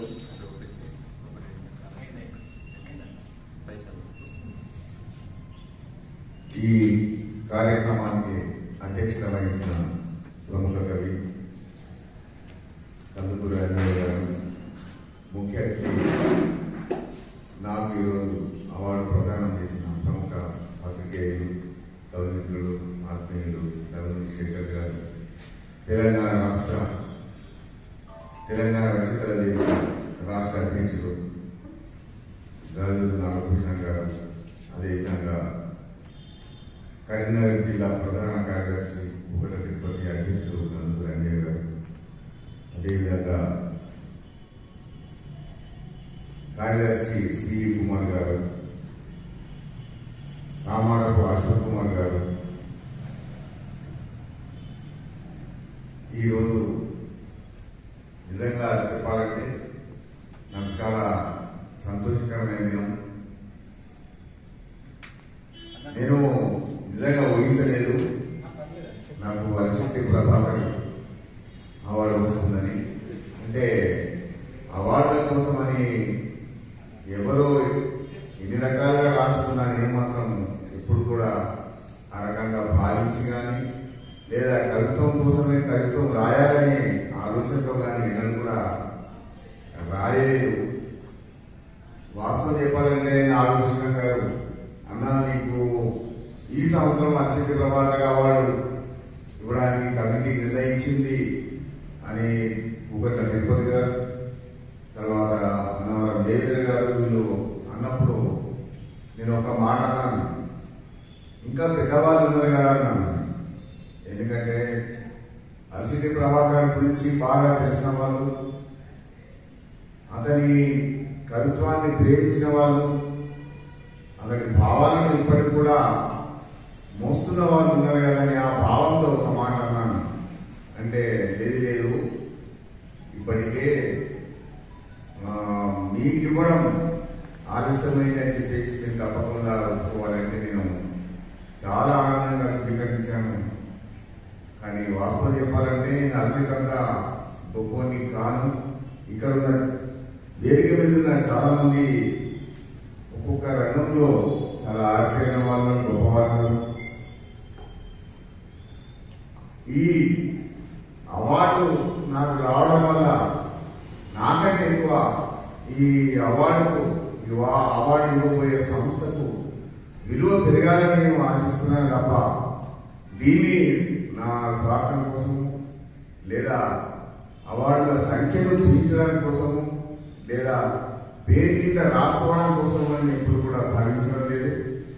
కారణం ఏంటంటే నేను ఎప్పుడు కూడా ఇంట్లో కూర్చొని రాసే మనిషిని కాను. సాహిత్యాన్ని, కవిత్వాన్ని ఒక ఉద్యమంగా నేను భావించేవాడిని కాబట్టి. ఇంకోటి ఏమంటే అరిసిటి లాంటి గొప్ప కవి పేరు మీద తీసుకోవడం కూడా నన్ను ఏ రకంగా ఎవరు భావిస్తారని చెప్పేసి నేను అనుకున్నాను. వాస్తవం చెప్పాలంటే ఇద్దరు ముగ్గురు తప్ప నాకు అరిసిటి ప్రభాకర్ అవార్డు తీసుకుంటున్న వాళ్ళ సంగతి కూడా తెలియదు. సాధారణంగా నేను పట్టించుకోను. సినారి గారు అన్నట్టు ఎవరికి సన్మానం, ఎందుకు సన్మానం, చెట్టంతటి పేరొచ్చిన చిగురికి సన్మానం అన్నాడు. సినారి మహావృక్షంలాగా ఎదిగినా కానీ అతను చిగురుగానే పాలించిండు. చివరికి అరిసిటి ప్రభాకర్ గారి అంత్యక్రియలకు పాడే కూడా మోసేడు. ఆ సినారి గారి సంస్కారంలోనే మేము కవిత్వం రాస్తున్నాం తప్ప అవార్డుల కోసము, దానికోసం, దీనికోసము కాదు. ఈ అవార్డు నాకు గొప్ప పేరు లేకపోయినా కానీ ఇది మాత్రం గొప్పగా వెలగాలని, నేను గొప్పగా ఇంకా చాలా విశాలం కావాలని నేను అభ్యసిస్తున్న వారిని. ఇంకో విషయం, ముఖ్య విషయం ఏంటంటే అరిసిటి ప్రభాకర్ అవార్డు రావడం నాకు ఎందుకు సంతోషం అంటే కొత్తగా నేను ఉస్మానియా యూనివర్సిటీలో చేరి ఎంఏ తెలుగు చేస్తున్నప్పుడు ఆర్ట్స్ కాలేజీకి అరిసిటి ప్రభాకర్కు ఇల్లుకు మధ్యన దూరంలో నేను ఎప్పుడు కూడా ప్రయాణించేవాడిని. వారానికి ఒకసారి అరిసిటి ప్రభాకర్ ఇంటికి వెళ్ళేవాడిని. ఆస్బెస్టాస్ రేపుల మధ్య చెమట చుక్కలు రాలుతూ ఉంటే అతను కవితాక్షరాలతో ఆ చుక్కలతో సమాజానికి ఒక విముక్తిని కలిగించే దిశగా అతను కవిత్వం రాస్తున్నాడు. నేను ఉస్మానియాలో పనిచేస్తున్నప్పుడు కళ్ళు తెలుసుకొని కళ్ళు నలుపుకుంటూ 6 రోజుల్లో వచ్చినటువంటి సిటీ లైఫ్ చదివిన తరంలో ఉన్నవాడిని కాబట్టి నాకు అంత ప్రభావం ఉన్నది అరిసిటి ప్రభాకర్ గారి కవిత్వం మీద. అదేవిధంగా అప్పుడప్పుడు వెళ్ళి ఆయన కవిత్వం గురించి మాట్లాడడం, ఆయన వేసిన బొమ్మల గురించి మాట్లాడడం. గోపి కిషన్ సింగ్ అనే ఒక అడ్వకేట్ ఉన్నాడు, నా చిరకాల మిత్రుడు, మంచి కవి. అతను నేను ఇద్దరం కలిసి వెళ్ళేవాళ్ళం. అతను అప్పుడప్పుడు గోపి గారింటికి పండ్లు కానీ ఇంకా రకరకాల, తర్వాత ఆయన టీబీ పేషెంట్ కాబట్టి కోడిగుడ్లు ఇట్లాంటి తీసుకువెళ్ళేవాడు. డబ్బుల్లోకి పోతుండే, బీద పరిస్థితి. అంటే మధ్యతరగతి అయినా కానీ డబ్బులు మాత్రం కొడతాను. నేనేం చేసేవాడంటే దసరా సెలవులకు, సంక్రాంతి సెలవులకు ఆదిలాబాద్కు వచ్చి అరిసిటి ప్రభాకర్ గారి పుస్తకాలు అన్ని మన తర్వాత డబ్బులు ఇచ్చేవాడు. ఆ రకంగా మా అనుబంధం పెరిగి చివరికి గంటలు మాట్లాడుతుండేవాళ్ళం. 5 నిమిషాలు మాట్లాడితే కనీసం 2-3 సార్లు బాత్రూమ్కి వెళ్ళి దగ్గి తెమ్మడం తీసేంత పరిస్థితిలో కూడా నేనే వెళ్ళిపోలేకపోతే అతను కూర్చునేవాడు. ఎంత గొప్ప సంస్కారం అంటే ఆయనకు నాకు దాదాపు 12-15 సంవత్సరాల తేడా అయినా కానీ నాన్న అంటున్నాను. అన్నా మీద నన్ను అన్నా కానీ నేను చాలా చిన్నవాడిని, అన్నింటిలో చిన్నవాడు అన్నా కానీ ఆయన అనుకుంటుండే. అప్పుడు రాసిన తాతా కవిత్వాన్ని కూడా కూర్చున్నబెట్టి వినిపిస్తుండే. పులిపోతున్నాయి సమాజంలో, చేతనైతే 2 చపాతీలైనా పాడే లేదా 2 తుపాకీలను అరిసిరే అని చెప్పేసి ఎవరో ఖమ్మం జిల్లాలో రాసిన 10th క్లాస్ అమ్మాయి రాసిన కాడును కదిలించి, అన్న ఇప్పుడు కావాల్సింది మనకి ఇట్లాంటి వాళ్ళు మనకు కావాలి అన్న చెప్పేసి అంటే అటువంటి అంశాల్లో ఇప్పటికి కూడా ఒక నా కవిత్వంలోనే కాకుండా తెలంగాణలో కానీ తెలుగు సాహిత్యంలో కానీ ప్రతి కవి కవిత్వంలో అలిశెట్టి ప్రభాకర్ ప్రవహిస్తూనే ఉంటాడు. అతని భావం కానీ, అతని అభివ్యక్తి కానీ, అతని ఆలోచన విధానం కానీ అన్ని కూడా ఇప్పుడు తెలంగాణ కవిత్వంలో కూడా అతను ప్రవహిస్తూనే ఉన్నాడు. కాబట్టి తెలంగాణ రచనల వేదిక ఉద్యమంలో కూడా తెలంగాణ కవులు అంత వేడిగా, అంత ఆవేశంగా కవిత్వాన్ని రాయగలిగారు. ఆ ఉద్యమ స్ఫూర్తితోటి, ఆ కవితా ఉద్యమ స్ఫూర్తితోటి నేను రకరకాలుగా అంటే వివిధ సాహిత్య ఉద్యమాల్లో కూడా పనిచేయడం జరిగింది. ఏ ఉద్యమంలో పనిచేసినా కానీ నేను ఎప్పుడు కూడా ఎక్కడైతే వివక్ష ఉందో అక్కడ వివక్షను తప్పకుండా నేను ఖండించానే తప్ప ఒక వర్గానికో కానీ లేదా ఒక విధానానికో కానీ నేను ఎప్పుడు కూడా ఎక్కువ ఉండలే. అలిశెట్టి ప్రభాకర్ లాగా ఆయన కవిత్వాన్ని గాఢంగా ప్రేమించాను. కాబట్టి స్త్రీని ఏ విధంగా గౌరవించాలి, ఒక సాటి మనిషిని ఏ విధంగా ప్రేమించాలి, ఒక పేదవాడిని ఏ విధంగా ఆదరించాలని ఈ కవితా సరుకులు నాకు కూడా అక్కడి నుంచి అలవడ్డాయి. క్రమక్రమంగా మా ఎనుగోపి గురువు గారు, అదేవిధంగా సినారెడ్డితో పరిచయం, శివారెడ్డితో సాహిత్యానుబంధం, ఈ రకంగా నా సాహిత్య రంగంలో, నా సాహిత్య జీవితంలో అలిశెట్టి ప్రభాకర్ గారు ఎప్పుడు కూడా ప్రత్యక్షంగా పరోక్షంగా ఉంటూనే ఉంటాడు. అదేవిధంగా నేను ఆయనకు ఇంత గడ్డు పరిస్థితిలో కూడా తనకు శరీరం సహకరించకుండా కానీ ఆయన కవిత్వం రాస్తున్నాడంటే ఏదో ఒకటి చేయాలి అని చెప్పేసి ఎప్పుడు కూడా నేను ఆలోచిస్తూనే ఉండేవాడిని. నేను ఇవన్నీ ఎందుకు చెప్తున్నానంటే అలిశెట్టి ప్రభాకర్ గారితో నాకున్నటువంటి అనుబంధంలోనే ఆయనకు ఏదో రకంగా మనం ఆదరించాలనే ఉద్దేశంతో నేను చిరు సహాయంగా ఎప్పుడు కూడా ప్రయత్నం చేస్తూనే ఉన్నాను. అప్పుడు 1989-90 ప్రాంతంలో ఆకాశవాణి హైదరాబాద్లో పనిచేస్తున్నప్పుడు నేను వాళ్ళతో అన్నాను, సార్ అలిశెట్టి ప్రభాకర్ గారిని ఇంటర్వ్యూ చేస్తాను సార్, తీసుకొస్తాను రేడియో స్టేషన్ కంటే. ఎవరు నమ్మలేదు, వాళ్ళు అసలు నమ్మలేదు. ఎక్కడ తెస్తావా అలిశెట్టి ప్రభాకర్ అంటే ఏంటనుకుందాం, ఆంధ్రజ్యోతిలో రోజు కవిత్వం రాస్తాడు, చాలా గొప్ప కవి, అంత గొప్ప కవి నువ్వేం తీసుకొస్తావయ్యా అని వాళ్ళు అంటే నేను తప్పకుండా తెస్తాను సార్ అన్నాను. అలిశెట్టి ప్రభాకర్ గారితో మాట్లాడి, అన్నా మీరు తప్పకుండా రావాలి, మీ కవిత్వం, మీ భావాలు, మీ కవిత్వ ధోరణులు అవన్నీ కూడా జనాలకు తెలియాలి. నేను ఇంటర్వ్యూ చేస్తానంటే అద్దున్నారన్న మొత్తం ఎందుకు, చాలా నాకెందుకులే అవన్నీ, నాకు ఆ ప్రచారంతో పని ఉంది అని చెప్పేసి ఆయన అనడం జరిగింది. అయినా కానీ పట్టుబట్టి ఆల్ ఇండియా రేడియో హైదరాబాద్ కేంద్రానికి తీసుకెళ్తే ఆయన ఆ మెట్లు ఎక్కడానికి కనీసం ఒక 20 నిమిషాల నుంచి అరగంట టైం పట్టింది. వాళ్ళందరూ అనుకున్నారు అలిశెట్టి ప్రభాకర్ అంటే సింగారెడ్డి లాగా కర్లింగ్ హెయిర్స్, లాల్చి, పంచే, భుజం మీద రుమాలు ఇవన్నీ ఎంతో హంగమగా, హుందాగా, ఒక డిగ్నిటీగా కార్లో వస్తారనుకున్నారు. కానీ మెట్లెక్కడానికి కనీసం అరగంట టైం పట్టింది. అప్పుడు అనుకున్నాం మొత్తం ఆల్ ఇండియా రేడియోలో పనిచేసే ప్రతి ఒక్కరు కూడా అలిశెట్టి ప్రభాకర్ గారిని చూడడానికి వచ్చేసి తర్వాత వచ్చి చాలా ఆశ్చర్యపడి ఆదరించి కూర్చోబెట్టి నీళ్ళిచ్చి గీయించి అమ్మిన తర్వాత ఆయాసం తగ్గిపోయిన తర్వాత అప్పుడు నేను అడిగాను, నేను సార్ మీరు ఇంటర్వ్యూ చేయండి అని మా ప్రోగ్రామ్ ఆఫీసర్ని అడిగేసరికి లేదు మీరే చేయండి అంటే నేను దాదాపు ఒక 40 నిమిషాలు ఇంటర్వ్యూ చేశాను. 3 సార్లు ఆ కార్యక్రమాన్ని ప్రసారం చేశారు. ఆయన దాని ద్వారా వచ్చిన చెక్కులు కూడా ప్రభాకర్ గారి చేతులు పెట్టి, అని నిజంగా అలిశెట్టి ప్రభాకర్ అంటే మేము ఏమో అనుకున్నామా మీరు ఇట్లా ఉంటాడు అనుకోలేదు అంటే నేను ఒకటే మాట చెప్తున్నా, అతడు ప్రజాకవులు ఇట్లనే ఉంటారని చెప్పాను. అందుకని చెప్పేసి నేను అతను బ్రతుకున్నంతకాలం ఆయన గురించి ఆలోచించేవాడిని. అతను చనిపోయిన తర్వాత కూడా మేము ఆదిలాబాద్లో చాలా పెద్ద ఎత్తున ఇటువంటి హాల్ నిండిపోయింది. సంతాప సభ కూడా అప్పుడు టీసీ రాములు, రత్నమాల, మన కుమార్ గారు కూడా ఉన్నారు, అదేవిధంగా గోపీకిషన్ సింగ్, వీళ్ళందరూ కలిసి చాలా పెద్ద ఎత్తున అతనికి ఫోటోలు పెట్టేసేసి, సిటీ లైఫ్లో ఆయన గీసిన బొమ్మలు పెట్టేసేసి కంప్లీట్గా అతనికి చాలా పెద్ద ఎత్తున నివాళులు కూడా అర్పించడం జరిగింది. అయితే అతను వెళ్ళేటప్పుడు నాకు 2-3 సంఘటనలు గుర్తుకొచ్చి నేను నిజంగా చెప్పాలంటే ఇవన్నీ కూడా శుద్ధి తినడం వల్లనే మామూలుగా ఒక టీచర్గా కూడా కవిగా ఎదిగానే అనిపిస్తుంది. ఎందుకంటే మా ఇంట్లో ఉన్నటువంటి మా ఫాదర్ గొప్ప తాత్వికుడు, అచల పరిపూర్ణ సిద్ధాంతకర్త. ఆయనకు దాదాపుగా మహారాష్ట్రలో కూడా 400-500 మంది శిష్యులు ఉన్నారు. మళ్ళీ ఇప్పుడు మా పెద్దన్న గారు కూడా అదే చేస్తున్నాడు. కానీ నాకు వచన కవిత్వం ఎట్లొచ్చింది, ఈ సమాజం గురించి ఆలోచన ఎట్లొచ్చింది, ఈ వివక్షలో పోవాలంటే ఏం చేయాలి అనే ఉద్దేశం అంతా అల్సిట్టి ప్రభాకర్ గారి తిరుగుతూ ఉండేవాడు. ఒకరోజు ఏం జరిగిందంటే ప్రభాకర్ గారి ఇంటికి వెళ్తుంటే కారు దగ్గర నిలబడ్డ ఒక వ్యక్తి రమ్మని పిలిచాడు. ఆయనకు తెల్లగా పక్కగా ఒక 50 సంవత్సరాలు అనిపిస్తాయి.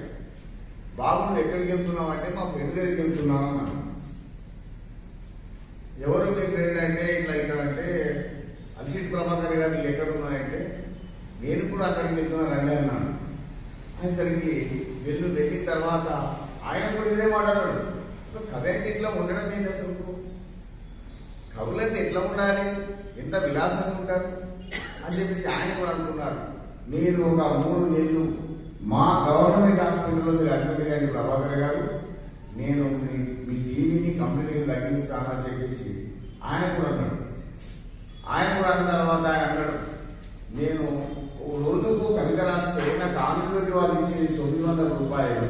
ఆ 900 రూపాయలతో నా ఇల్లు కిరాయి కట్టుకోవాలి, మేము భాగ్యం బతకాలి, మా పిల్లలు బతకాలి. నేనే కనుక 3 నెలలు అక్కడ ఉంటే వీళ్ళందరికీ పరిస్థితి ఏం కావాలి సార్ అన్నాడు.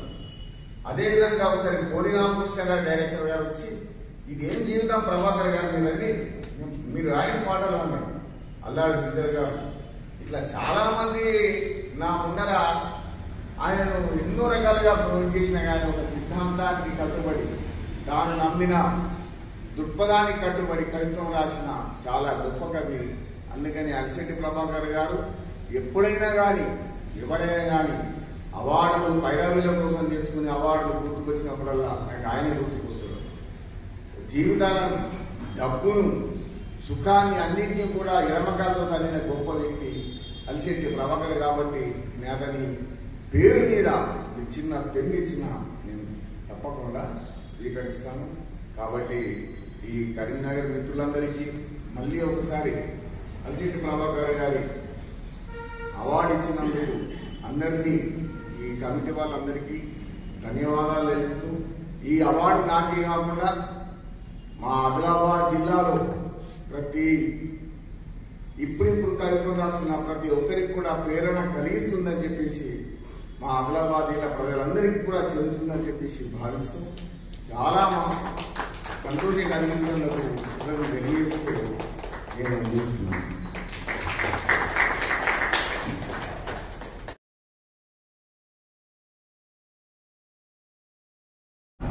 మరిన్ని ఇంట్రెస్టింగ్ న్యూస్ కోసం చూస్తూనే ఉండండి ధరణి టీవీ.